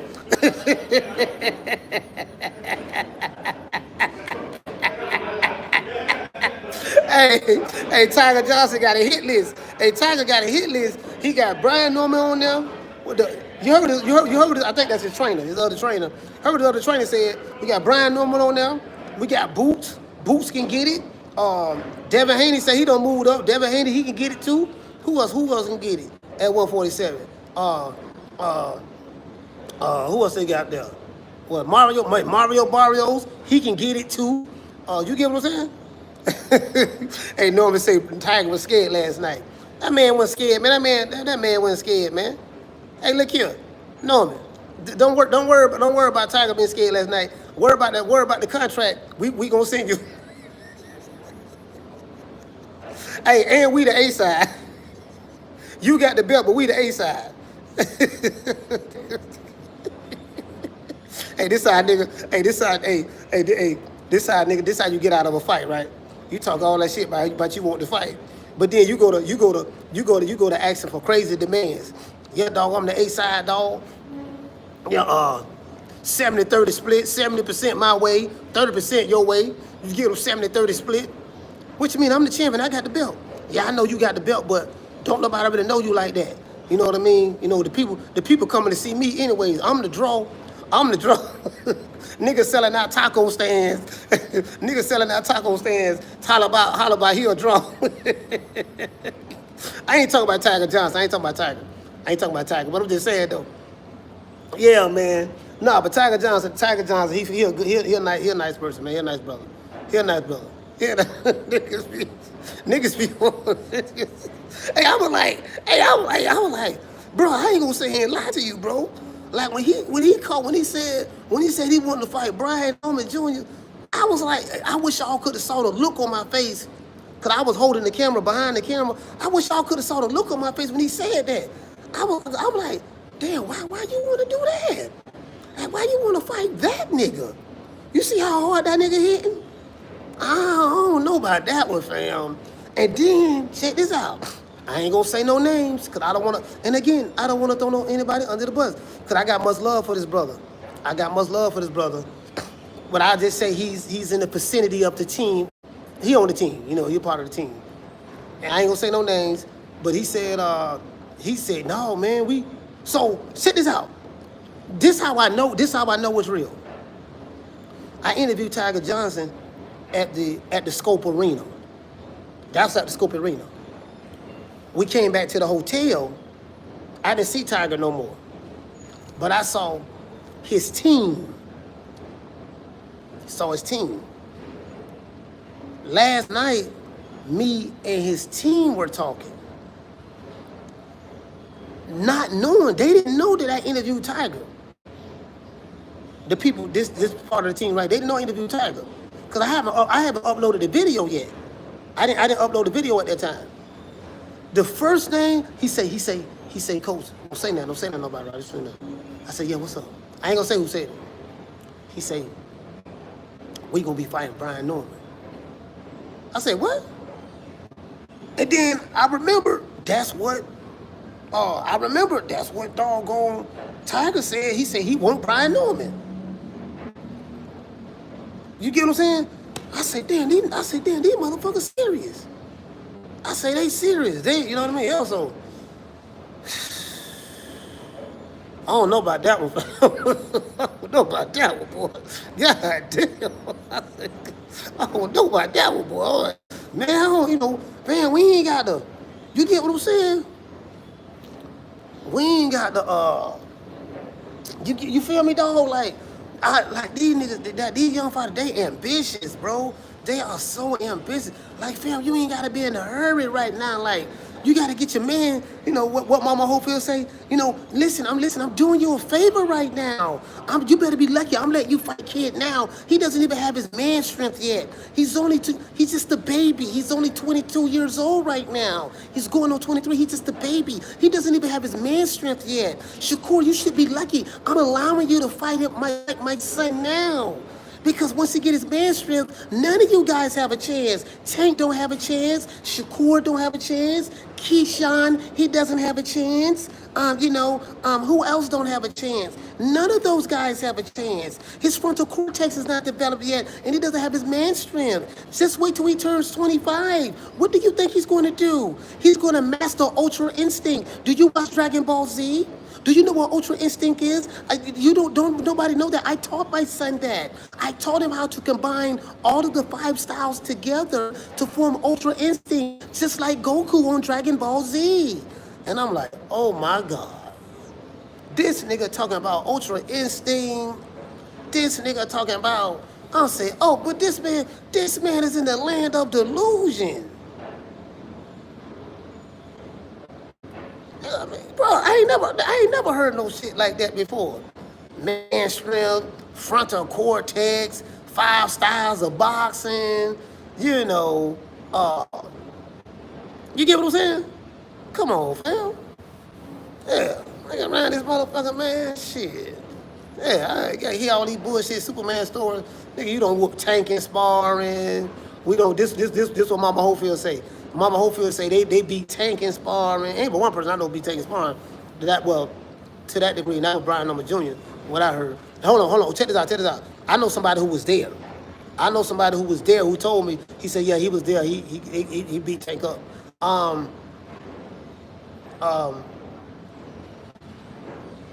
Yeah, I know somebody who does. But this nigga, yeah, he don't beat Shakur in sparring. He don't beat Tank in sparring. We beat Abdullah Mason. I spoke to somebody who was at that sparring session last night. I spoke to somebody who was at that sparring session when Kid Austin and Abdullah Mason fought. Guess what? It was a reporter that was there. I ain't gonna say no names because I don't want people to get mad at him. It was a reporter that was there. And he works for a famous YouTube channel that starts with the F and ends with the H. Not FH, the FH YouTube channel. Right. You know what I'm saying? No, but I know somebody that was over there. They said no, they saw it. They said we saw that. He said Abdullah Mason put the Beats by Dre on that boy. That's what he told me. It just came out of nowhere. He said, yeah, no, he said, we were talking about, yeah, because remember, everybody kept asking me to do the Mama Hopefield impression. So about me doing the Mama Hopefield impression, and I went to talking about, we beat up Tank in sparring, we beat Shakur, we beat Abdullah Mason, we beat all of those guys. And I was doing that, right? And then when I said that, the dude said, he said, that's cap. I said, what's cap? He said, Abdullah Mason. He said, I was there when they sparred. He said, Abdullah Mason beat the shit out of that boy. Said Mama Hopefield stopped it. Mama Hopefield pulled him out of the ring. He said he didn't beat him. He said Abdullah Mason beat the shit out of him. That's exactly what he said. A witness. It was a witness there. Literally. Mama Hopefield be lying, bro. Mama Hopefield be lying. Hey, shout out to Fishy on the Fights. Yeah, we beat Donkey Kong. We beat the Mario Brothers. We beat Rainbow Bright. Like, bro, you whooping I'm hearing all these bullshit Superman stories. You don't whoop 1,000 niggas in sparring. You decking niggas in real life. Faking injuries. Lying, hollering about a motherfucker poison you. And you was on your deathbed playing Afro beats. And then the very next day, your son doing punching on a punching bag. I'm like, nigga, please. He was just on the deathbed just yesterday. Nigga, we went to the mortuary. We went to talking to the mortician. We were picking out his coffin. Yeah, man, I want my son. I want her in that one right there because she we don't know it's touch or go right now. You know what I mean? Then 2 days later, 2 days goddamn later. Come on, fam. But these niggas, boy. Yeah, playing A-Wole. Yeah, playing Afro beats. Hey,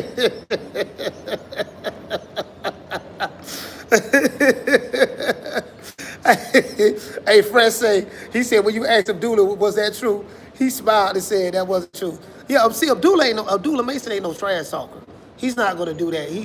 He's a very classy young man. I'm not gonna lie, bro. Abdullah Mason right now, he has to be my favorite young fighter. If there's any fighter that I would probably want to get behind and put my 100% support behind, is him. It's because not necessarily that I believe he will win every fight. I don't care about if he win every fight or not. But it's the way he carry himself, fam. How can you not like Abdullah Mason? Look how he carry himself. Shout out to Julio Guzman. Look how he carry himself, fam. Bruh, this young man is 21 years old. I was always taught, you know what my mom used to tell me? My mama taught me this. My mom and daddy taught me this. When I used to act up in school, cause you know I got ADD and shit, right? I used to act up in school, not paying attention, laughing. I was always a class clown, right? Telling jokes, chewing. We used to call it chewing, cracking. You know, playing the dozens or whatever, right? I was good at that shit. And how I got good, I had dudes used to snap on me all the time, right? And I used to get destroyed. They destroy me. And how you get better at cracking on people, you get better by getting cracked on yourself. So when I used to have like this raggedy gear, the raggedy clothes I used to wear and stuff, I wasn't selling dope or anything. I didn't have like the freshest clothes. So dudes used to just chew me all the time. We call it, in Florida, we used to call it chewing back in the day. Oh, you trying to chew? Chewing, cracking, you trying to rip? We used to call it rip too. You trying to rip me? You trying to rip me? And then in DC, I think they say Joan or something like that. And everywhere you go, every city you go in, you got a saying for telling jokes on each other. You get what I'm saying? So one day, the nigga who used to always crack on me and embarrass me in class, one day I got him. One day I got him. I had everybody laughing at him, right? And from that point forward, he couldn't do nothing with me no more. Because it's kind of like I knew what he was going to say before he said it, so I kind of like beat him to it and took the power away from him. And then I always been a slick talker, so he couldn't out. Once I honed in my craft of being a good orator, it wasn't nothing he can do. It wasn't nothing he can do no more. So I've been doing this shit for a long time, right? A long time. But back to what I was saying though. But the way Abdullah Mason carry himself, bro, like my mama used to tell me, right? She say, when you leave this house, don't act like no show monkey. That's an old school saying. Talk to anybody from the old school from the South, that's an old school saying. They used to say, don't act like no show monkey. When you leave this house and you act the fool, that's a bad representation on me. People gonna look at me as though I didn't teach you no home training. See, you young niggas and women don't know, young girls don't know nothing about that. What home training is. Do you know what home training is? That's what my mom used to say. So when you go out there and act a fool in the street, you making me look bad. That's a reflection on my bad parenting skills. That's the era I grew up in. So I still hold on to those principles. That's why I can, I respect everybody. That's why I can go anywhere. I can go anywhere. Ain't nobody gonna fuck with me. Not because I'm a bad nigga or the biggest nigga. I'm clearly not. But it's because the energy that I carry when I go places. Real niggas know real niggas. Real killers know real killers. Real hustlers know real hustlers. Real men know real men. Why? Because it's a certain energy that you carry with you. As the brother said, it's in you, not on you. If you ain't got it in you, you can't fake it to a real motherfucker. If you go to a real man in LA or a real man in Atlanta, or if you around a bunch of real grown men in Ohio or Texas or anywhere, right? If you flow, they gonna sniff that shit out. They gonna know within 5 minutes, oh, this nigga full of shit. This old hoe ass nigga right here, man. They gonna know. You can't fake being a wolf around. You can't fake being a wolf around when you a sheep. The wolf know a wolf when he see one. The wolf know a sheep when he see one. That's just how that works. Falcon said you can't fake people to do real shit. Yeah, man, you listen, man. Yeah, man, niggas gotta know that. But anyway, that's what she used to tell me though. Look, man, don't be acting like no damn showmaker, bro. That's an old school saying, fam. If you grew up in the South, you know what I'm talking about. That's an old school saying. Don't act like no damn showmaker. Do not bring shame to me. You leave this house, act like you got some home training.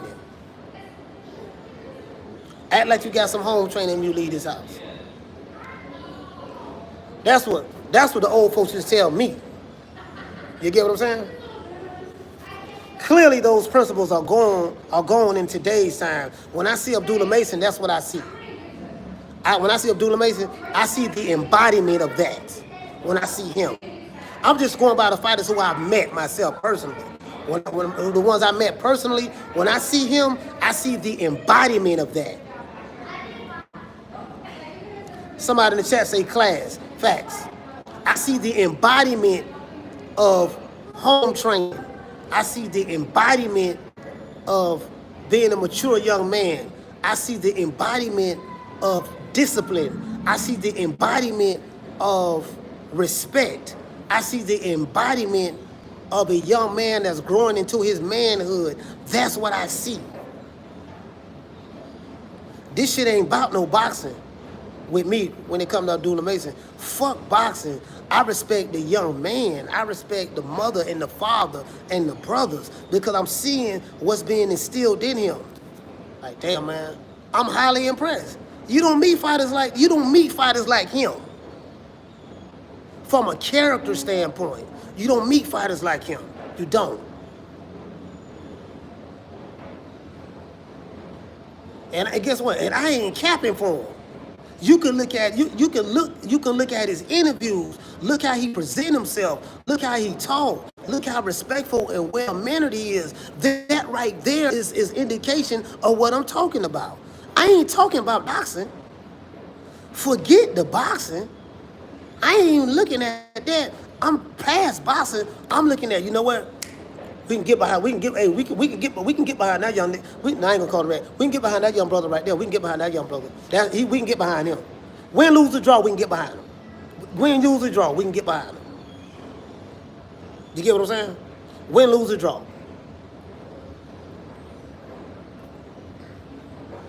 He ain't on no diva shit. None of that. He none of that.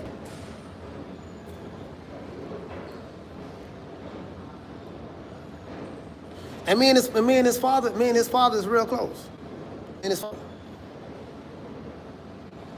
you know what I mean? So Sid say that Muslim energy. Yeah.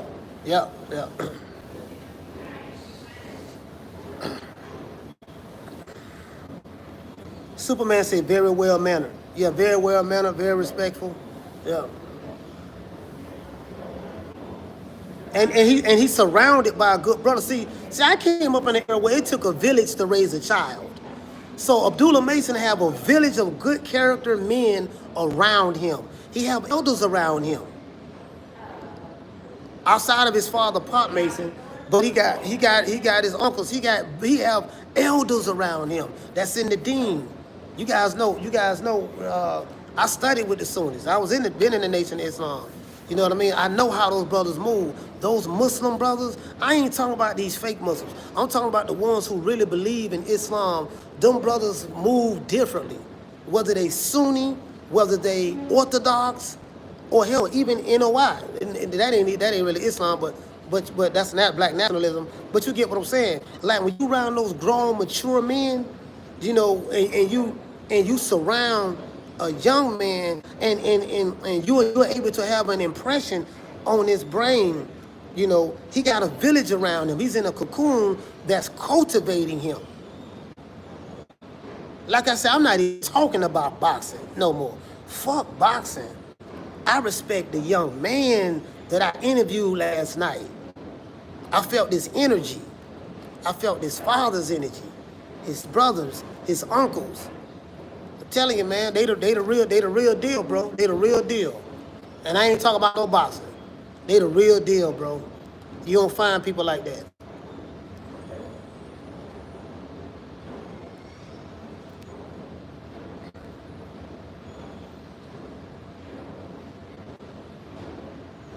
Yeah.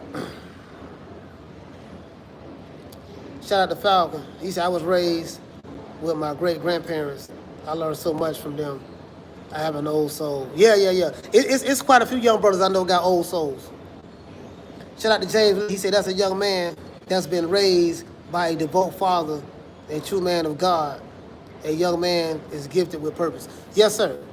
Can't forget about the mother, too, though. Can't forget about the mother, too.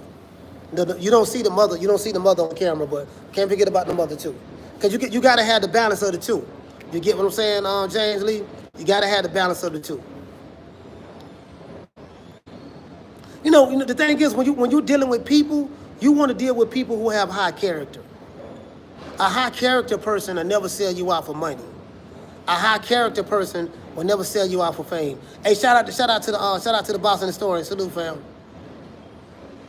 A high character person will never sell you out for money, never sell you out for fame. Because a high character person, they move on principle.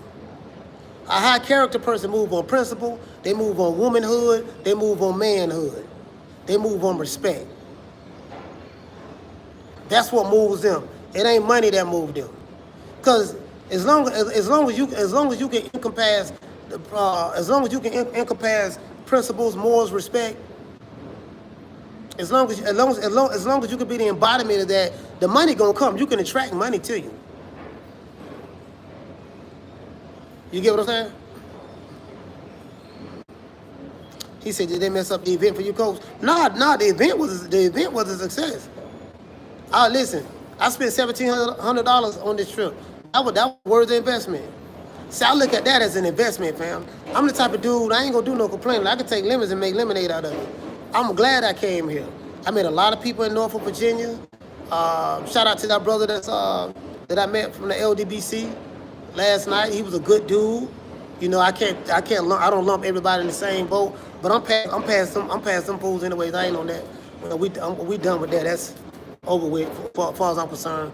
I got bigger fish to fry anyways. But yeah, shout out to Maestro Boxing. Shout out to everybody right here in Norfolk who showed me love, showed me so much love, bro. Like, people from Kansas City. I met people from Kansas City here. Like, man, I watch your show all the time. These some good brothers, man. My main man, what his name, Steve?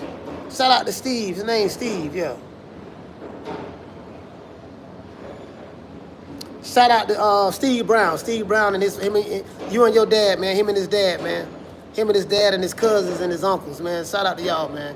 Much love to you brothers. I will be coming to Kansas City. They invited me to KC. They say, Coach, man, you got to come to Kansas City. I'm going to Kansas City now. Going to Kansas City. I'm a people person, right? I value relationships. I value relationships, bro. Because let me tell you something. You can't make it in this world by yourself. Nobody can make it in this world by yourself. Nobody. It's impossible.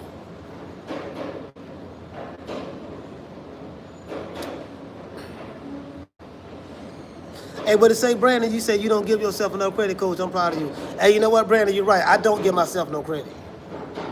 You like the 10th person that told me that. Say, man, you don't give yourself no credit. I never give myself credit. I never give myself credit. I don't. I always elevate someone else. I never give myself credit. I don't. I mean, I talk my shit, be laughing and stuff like that, but I really don't. I really don't. Because the reason why is because I feel like, man, you know what, man? You know what the problem is with me, Brandy? I think what's holding me back mentally, I'm still kind of stuck on when I was a hard head, a knucklehead, when I was going back and forth doing time, did time in the feds, going to the FSP in Atlanta, and you get what I'm saying? And when I was in the street, I got, all these felonies, and this and that. I'm still kind of like, man, you know, that's where you came from. But even though I know that I don't elevate it from that, that's not me anymore. That was 25 something years ago. But it's like I'm still in my mind. I don't look at myself as I don't look at myself as, you get what I'm saying? But somebody told me, they said, man, you need to stop doing that. He said, you gotta stop doing that, bro. And right now, man, nigga, you gotta walk into your purpose. You that nigga. I had a female tell me that. No, you that nigga. You gotta walk into your purpose, man. Like, you gotta stop suppressing that shit. Walk into your greatness. You that guy. I can see it. And I'd be like, nah, I don't, man. You know what I mean? So that's something I'm wrestling with in my mind right now. No Cap say, he said, I suffer heavy from that, coach. Yeah.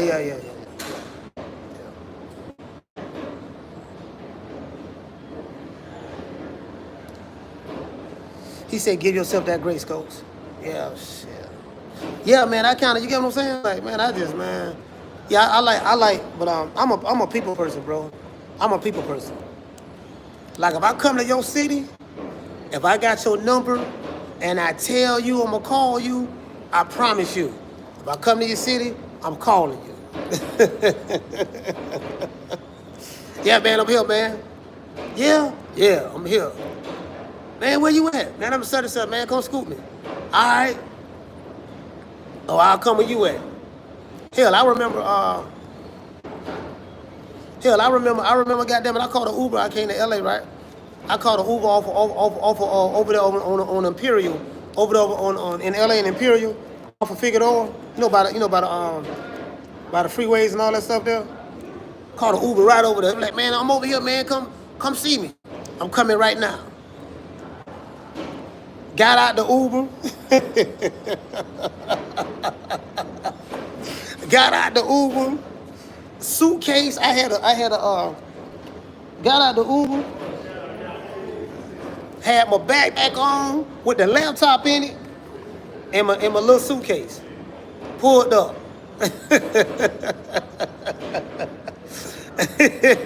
Pulled up. Yeah.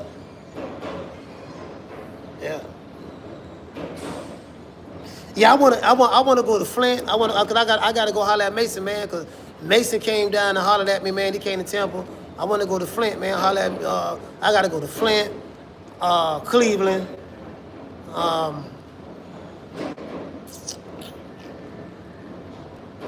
Kansas City. Now back to Houston, back to H-Town, back to LA. I wanna go back to New York. I'll be coming to Atlanta soon. Coming to Atlanta soon.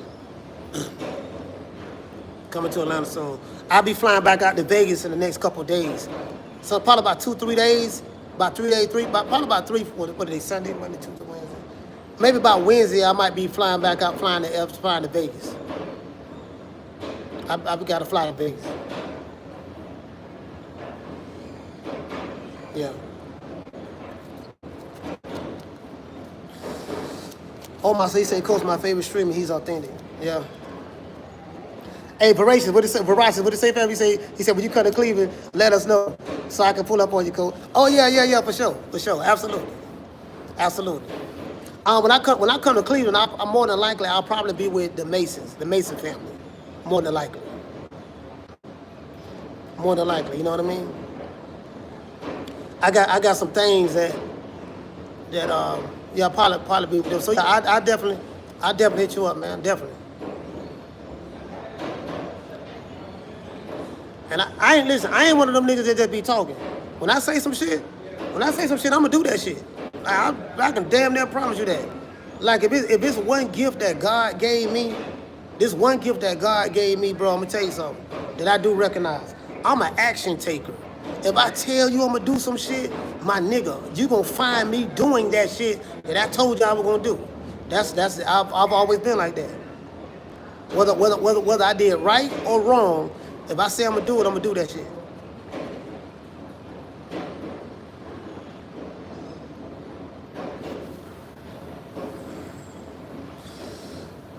Shout out to Rich. He say same goes fast. He said that's respectable. Oh yeah, salute. Shout out to No Cap. Hey, shout out to Reggie Owens, man. Reggie in the building. Reg, what's up, fam? Reg, old Reg in the building. Goddamn Reg, what's up, fam? Yeah, man, it's how you handle yourself, man. You gotta carry yourself respectable, bro. You can't be acting crazy, going out here in these streets, going to different cities and stuff, acting crazy. Oh, listen, I don't care how hard you is. There's a nigga harder than you. Every city you go in, there's some tough niggas. Every city you go in, there's some G's. Every city you go in, they got a war story. Ain't nothing unique about you or me from that aspect. If you heard one street story, you heard them all. If you heard one story, one jail story, a prison story, you heard them all. Ain't that unique about that shit? That shit don't make you no real individual. If you see a nigga bragging about doing time, nigga, you bragging about a point in your life where you was a failure. Doing time ain't nothing to brag about. Nigga, you failed in life. Why are you bragging about being a failure?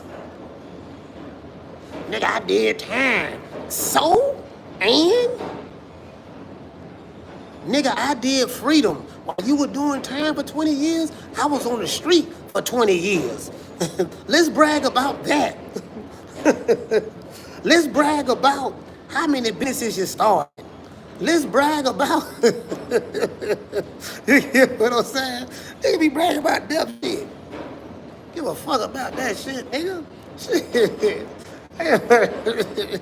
Show me how you overcame that. Show me how you overcame it. You did time. Okay, what you did when you got out? Show me how you got out, changed your life, and you became something else. Brag about that. Yeah. Yeah, brag about that, nigga. I don't hear that. I don't hear all that other shit, nigga. Yeah. Hey, shout out to my brother Retro, man. Blood, what's going on, fam? Yeah, brag about that. I don't care about that shit. Niggas be bragging about dumb shit. Yeah. Yo, fuck, man. Shout out to Retro, man. He say them guys goofy as hell. Man, you can't make this up. Every bunch of niggas bragging about failure.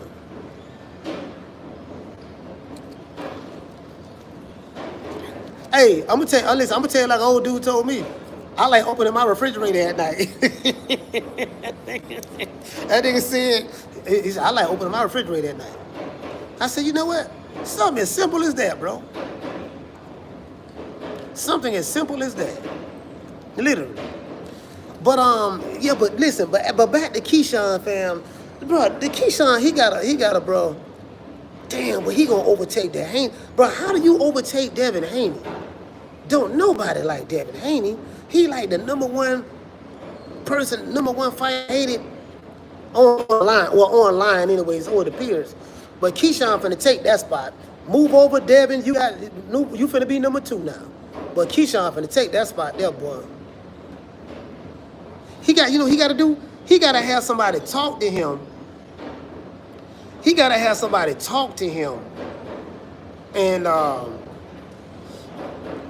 he gotta have somebody talk to him and be like, look, man, he need an older nigga that can mentor him and say, look, bro, you need to chill the fuck out. You need to chill the fuck out, fam. Like, this shit right here is ridiculous at this point.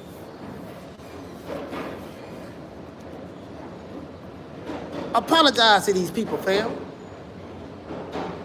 What if I was a diehard, what's her name? Keyshawn Davis fan. What if I was a diehard Keyshawn Davis fan?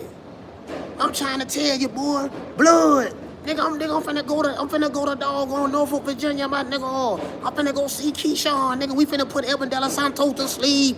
One hitter quitter. I'm trying to tell him. I'm gonna hit him with the bam bam, bam bam. Hit him with the 1-2. Hit the nigga with the flipper. He going to sleep.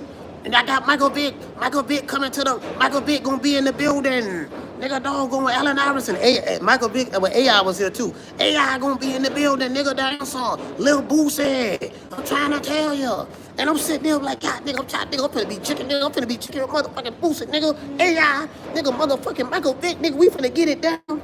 And this, and this nigga, and the fight get canceled the day before the fight.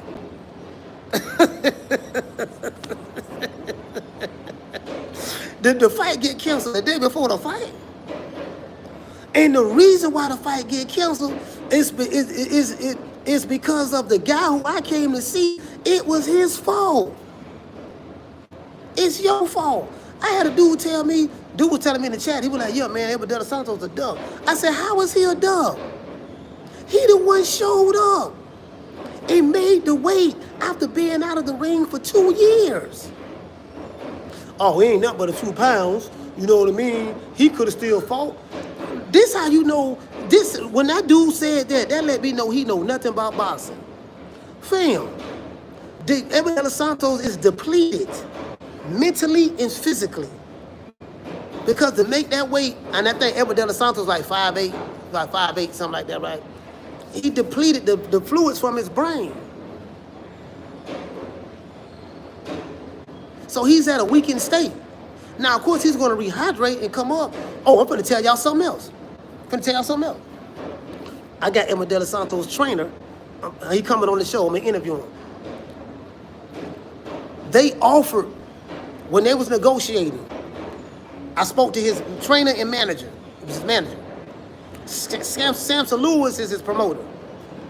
That man told me this, looked me dead in my eyes, right outside by the lobby, outside of the lobby. He told me, he say, we wanted, they was going to give us $300,000 to still make the fight. Edgar Berlanga got paid $400,000 to fight Keyshawn Davis. Keyshawn, top rank was willing to give him an extra $300,000, taken away from Keyshawn Davis's purse. So instead of Keyshawn making $1 million, he was going to make $700,000. And instead of Edgar Berlanga making $400,000, he was going to make $700,000. So from a pay scale standpoint, it was going to be even. He said he wasn't necessarily worried about the money. He said that we offered him, look, we need you to lose those last few pounds to deplete yourself, just like doggone Edgar Berlanga did. See, that's very important, bro. Y'all have no idea. That's very important. If you ain't never trained and been under those kind of conditions, you won't get it.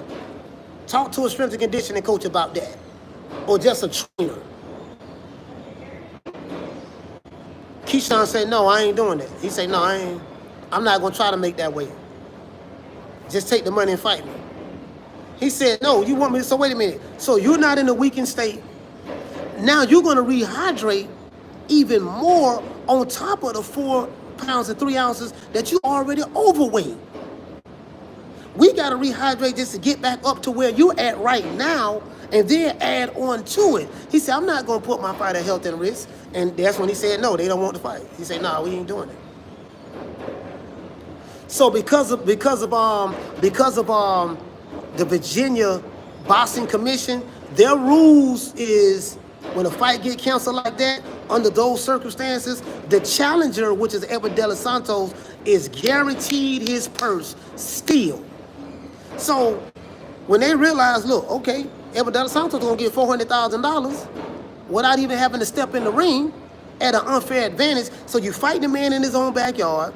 You already an underdog. Everybody's saying you're going to get knocked out. If it goes 12 rounds, you ain't going to get the benefit with the judges, because we saw how they tried to rob doggone Albright when he fought Keyshawn Davis. So he said, then I'm putting my health at risk against a guy who's big and can punch just as well as my fighter. He said, no, we ain't doing that.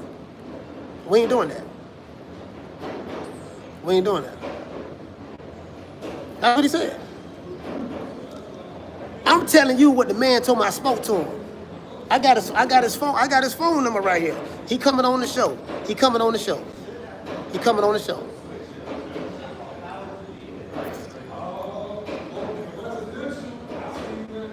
It's very important to make that weight.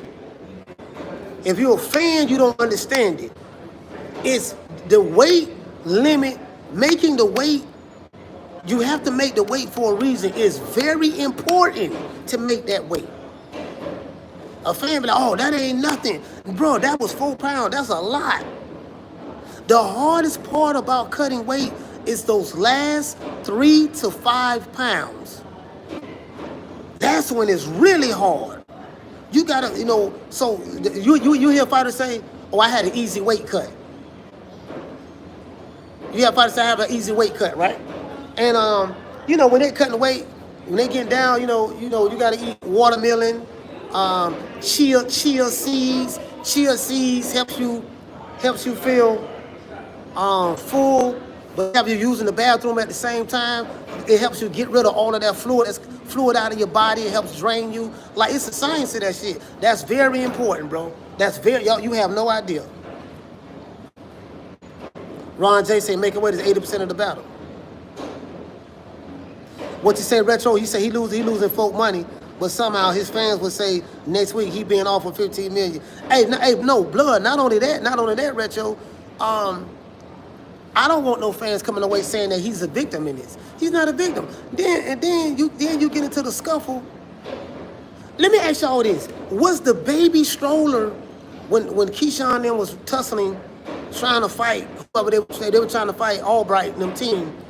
There was a baby stroller over there on the right side of the wall. Was the baby stroller over there by itself? I don't remember if the baby stroller was over there by itself. Then Keyshawn got pushed away. And then he came back and was like, no, I got to get my baby. Then he picked his baby up and got the baby out of the stroller. Brandon said it can kill you too. Yeah, you can die. You can die from cutting weight like that because it's not natural. It's not natural for you to do that. Hey, what you say? He said, nah, it got rolled. Okay, well, even if it got rolled, why did it get rolled? You get what I'm saying? He just can't be in that position, fam. He just can't be. How you doing, bro? He just can't be in that position. That's all. Come out and apologize. Own up. Listen, come out and apologize. Own up to it. Listen, man. Say, look, I'm sorry, fans. I let y'all down. I was wrong. People spent all this money to come see me, and I was so immature and irresponsible. Listen, I promise y'all I'm going to work on myself to become a better man. I know you guys are mad at me right now. I know y'all upset. Listen, man, every criticism, every negative thing you guys have to say about me, is justifiable because had it not been for my actions, I would not be in this position right now. I am not a victim in this situation. I acted very immature. I wasn't professional. Then on top of that, when my brother lost, me and my younger brother, we went and stepped to the dude who beat my younger brother, who beat my older brother. We didn't like that. So that was just some ignorant nigga shit. So that was the Norfolk, that was the hood shit that came out of him. The hood shit. So it just, bro, Top Rank lost money. Bob Arum, man. Listen, and then doggone Terrence Crawford, because he was there, he shows up and go to the locker room of Albright and apologize on Keyshawn Davis's behalf. Bud ain't had nothing to do with that. He felt so bad about it. Like, damn, this is a bad look. This nigga looking crazy. Man, let me go in here and try to apologize to Albright. Bud over there, I think Bowman over there apologizing to Albright for the actions of Keyshawn Davis.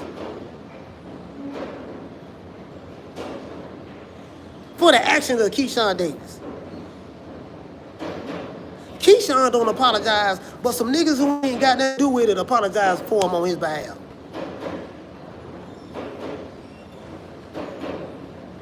Come on, fam. In your city, you miss weight, you missed the payday,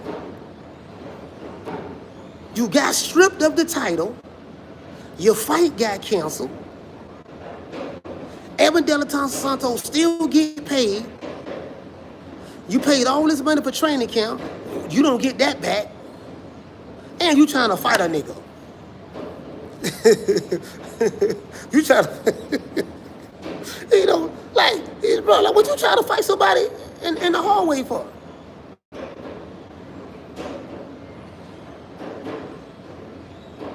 Come on, fam. This shit don't, look, man, I don't want nobody talking about he a victim. Oh, man, y'all always talking about the black man and they doing the brother any kind of way. No, man, it gotta be accountability, man. Niggas gotta be accountable. Goddamn, bro. Please, I don't want nobody talking about this man being oppressed. He didn't look oppressed to me. He got that heavy chain around his neck. He got a nice diamond encrusted chain. Probably got that from Benny the Jeweler. So if he oppressed with the weight of those Timu diamonds in his chain. So he got that in there. You know, he got plenty. You know, he ain't got plenty of money now. He just trying to get his weight up. But I'm like, man, you know, it is what it is. He famous. He a celebrity. They say the mayor gave him keys to the city. They say the mayor just gave this man keys to the city, and right here in Norfolk. He just got keys to the city, just like Edgar Berlanga. Look, hey, let me get them keys back, baby boy. Baby boy, let me get them keys back. Let me get them keys back. We listen, we just gave you keys to the city. We finna get them keys back, baby boy. Let's get to somebody else. Baby boy, come here, baby boy. Baby boy. What them keys that we gave you? They just gave you keys to the city, man. Come on, fam.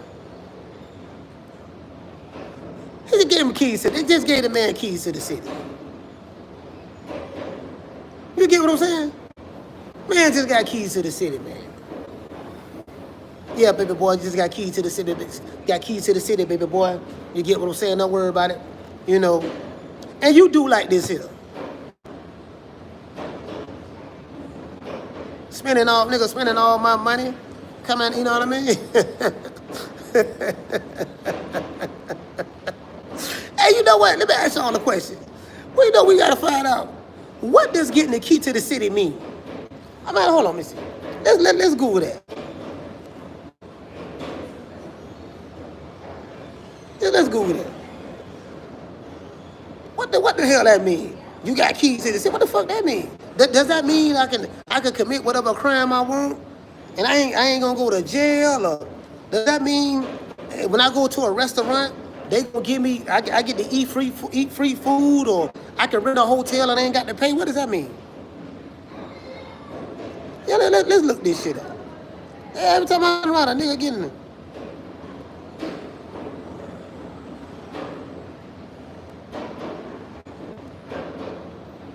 Keys to the city mean? I just looked that up. Here you go right here. It said receiving keys to the city is a symbolic gesture of honor and recognition, not an actual key that unlocks anything. It's a ceremonial award presented by a city to individuals or groups who have made significant contributions, earned the respect of the city, or are deemed worthy of recognition. The tradition dates back to medieval times when cities were walled and gated, and a key was literally needed for entry. So it's a symbolic symbol. It says that it's a gesture of honor and recognition. Oh my God. we gonna have to reevaluate that. Okay. Okay. So once you get keys to the city, it's a gesture of honor and recognition. So they look at you as an honorable person. So now you got to go back and look at it. What did you do that was so honorable? I don't know. So maybe, you know, the people who hear that will know that maybe he do a lot for this. Maybe he do a lot for the community and stuff, you know. But still, I'm like, you know, like he got the key too fast, dog. Like it gotta be a rule. Like if you in your 20s, you gotta wait till you get in your 30s to get keys to the city. Like it gotta be something that you did over a period of time, over years. You get what I'm saying? It's like they giving out keys left and right. Edgar Berlanga, listen, in New York, they gave Diddy the keys to the city, and then they took the key from Diddy when he went to jail. Then they gave it to Edgar Berlanga.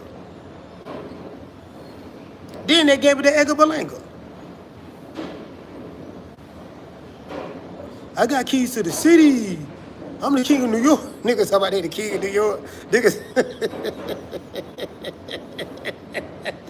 Hey, I fuck with Edgar Berlanga. Hey, nigga talk about he the king of New York. Edgar Berlanga. I'm Edgar Berlanga.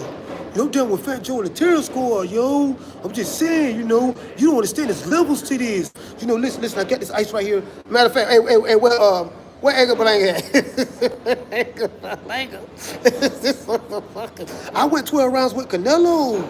I went 12 rounds. You get what I'm saying? I stood toe to toe with Canelo when everybody said that I was going to get knocked out. I said, boy, he milking that shit there, boy. Boy, he is milking it. Boy, he milking that Canelo laws, boy. He milking that shit, boy. He went to holler about he the cash cow, he the A-side. Hey, Edgar Berlanga want to bring back A-side. we just getting over the A-side era. He trying to bring it back. I'm the A-side, yo. I'm the A-side. Man. Hey, shout out to Vic.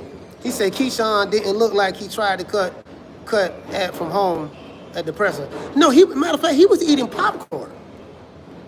Y'all didn't see that. Y'all didn't see that. He showed up to the weigh-in. Y'all probably didn't see it. He was eating popcorn, bro. Like literally, he was eating popcorn. I don't know if they showed that on camera though. He said I wrestled my whole life, and that last 2 to 4 pounds separates the men from the boys. Facts.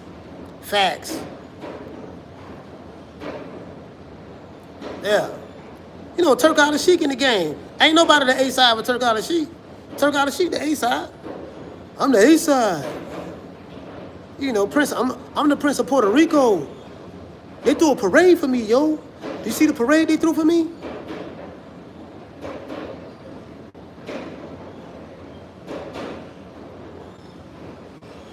Yeah, man.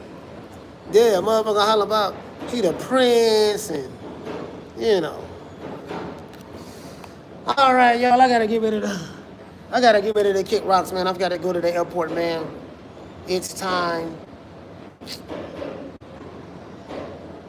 It's time. We got 10 more. I'll go 8 more minutes. Y'all don't want to get there too early, so I'm not that far from the airport. But we gonna go 8 more minutes and then we get up out of here. Yeah, man, niggas sitting there talking all that shit. Keys to the city. I got keys to the city. Yeah. Sit there diddy bopping. Sit there diddy bopping. Hey, like Diddy, you know what I mean? hey, we gonna put the shiny suit on. Ain't no we need to do, dog. We see, I miss some shiny suit days with Diddy with P. Diddy and Mace, right? You know, I'm tired of the skinny jean era. What we gotta do, we gotta bring back the shiny suits like Diddy had, you know what I mean? You know what I mean? Be all in the videos, and you get what I'm saying? You know, we live in a champagne lifestyle. Hey, we live in a champagne lifestyle, baby. You know what I mean? We sipping on Mo, sipping on bubbly. You know what I mean? Cristal. You get what I'm saying? We on yachts. We on big yachts, baby. We swimming in exotic women. You get what I'm saying? We got foreign cars. We flying around the world in private jets. You get what I'm saying? Money ain't a thing. Hey, what's good, bro? Hey, they sit back talking about money and the thing. Hey, they sit back talking about money and the thing and all that. You get what I'm saying? Hey, this thing around here, dog. Just saying, dog. You feel me? I'm iced out. Look, I ain't got no jewelry on. I left my Apple Watch on. I ain't got no ice. They say if you want to get a woman, right now, or even a side piece, you gotta have some ice. So nigga be wearing. Hey, they say if you want to. Yeah, man. See, if you want to get a woman nowadays, see what you got to do, man. See, back in my day, you had to have a strong chalk game. If your chalk game was strong, like you know how you chalk up a cue stick. If your chalk game was strong, you can get you a bad woman. You can get you a woman. You get what I'm saying? Now you jitterbugs, and the sugar daddies always been around. The sugar daddies was always around doing their thing. But now, tricking has become an art in today's time. Like, You get what I'm saying? You know, the tricks think they the players, and they looking at the players as the simps. You see what I'm saying? But when you're simping and ain't pimping, you know what I mean? You got the game twisted. The game is at an all-time low when the tricks are the ones that's in control. You get what I'm saying? There was a time back in my day, you know what I mean, me being a player from the Himalaya, that we was macking and stacking. We had the game on lock. Now in 2025, the tricks thinking they the pimps. Shout out to Uncle Charles. The tricks think they the pimps because they got a little money, man. If you paying for the honey, you can't be no player. You ain't no pimp, you's a simp. You get what I'm saying? That defeat the whole purpose. The thrill of the game is to see, can you knock a broad just by using your mind and the words that's coming out of your mouth. That's what the game is all about. If you paying, you not even going through the work that it's going to take to develop your skill in order to be a Mac. The game is at an all-time low. You get what I'm saying? It got to be in you, not on you. You get nigga talking. Hey, shout out to G5. Nigga talking all fly and sporty. Nigga talking fly and sporty. You get what I'm saying? Oh man, I'm trying to tell you, boy. What we got? Look like we got another bot in here. But you know what? I had unblocked everybody that was on the block list. I unblocked them. We gonna stall y'all out till tomorrow. We know y'all ain't gonna act right. You're gonna be back on the block list again. I promise you. Create another account. I know you will.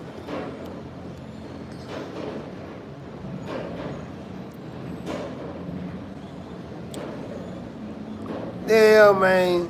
Curtis Robinson in the building. What's going on, fam? JC is in the building. JC is in the building. He said you hit that after party? Yeah, I did. Not the Michael Vick one. Not the Michael Vick one. Not the Michael Vick. Michael about the party. Michael Vick and Lil Boosie. The one with Terrence Crawford with him. I think it was him, Bud. I think it was Boosie, Bud, Michael Vick. Michael Vick had a party and Boosie was there performing. I think Boosie was there performing. I think, but yeah, I didn't. I didn't go to that one. Yeah, I didn't go to that one. All right, man, I'm gonna holler at y'all, man. Shout out to everybody. We'll see. Yeah, we got 2 more. We got 2 more minutes. We got 2 minutes. He said anybody can control a woman's body, but the key is to control the mind. Why these niggas be killing me with this? Hey, shout out to L. Harvey, man. Dropping that $2 super chat and cash out. Hey, you know what? I ain't gonna lie. I like being around them old cats when they be telling them back in the day stories. Boy, I love hearing them back in the day stories, boy. Hey, I sit around some old cats all day. It's some dudes from Kansas City. Man, these dudes are so goddamn funny, bro. They had me laughing. Bro, we was sitting outside just I was smoking weed, just laughing, dog. These niggas from Kansas City I met. Steve, shout out to Steve, man. Steve and I forgot the other dudes. Man, they were funny than a motherfucker. I'm talking about hilariously funny. Well, hilariously is not a word, but they was hilarious, bro. Man, them niggas had me crap, man, bro. I gotta go to Kansas City now, bro. I'm like, yeah, I gotta go to KC. In Kansas City Mac. Gotta get some Kansas City Mackin', man. You get what I'm saying? As I went to Kansas City to get my game down. You see what I'm saying? You know, from Houston to Cleveland, and we taking the pimping. See what we got to do now? We got to take the pimping worldwide. You know what I mean? We taking the pimping across the country.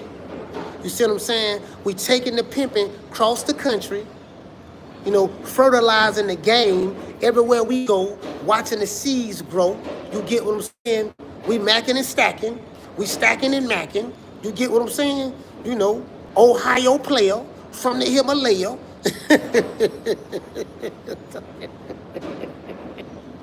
Nigga be talking all that fly shit. Hey, you know what? Listen, when you, bro, I swear, when you talk to somebody like a Bill Haney, he sound just like that, bro. He sound just like that. He sound like one of them. You know, you see what it is now. See, when it come to Dale, Dale is the ultimate professional.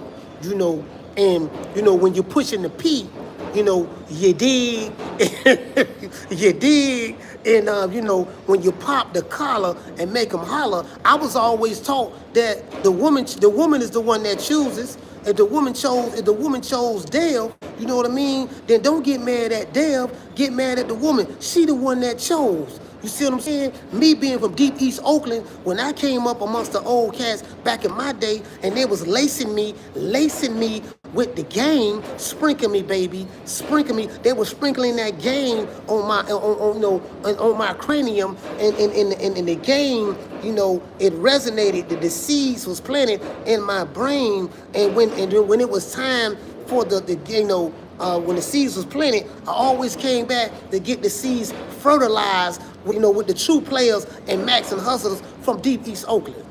When I hear, that's why I be laughing so much. I said, this nigga here, man, this nigga so full of shit, but he funny. He funny though.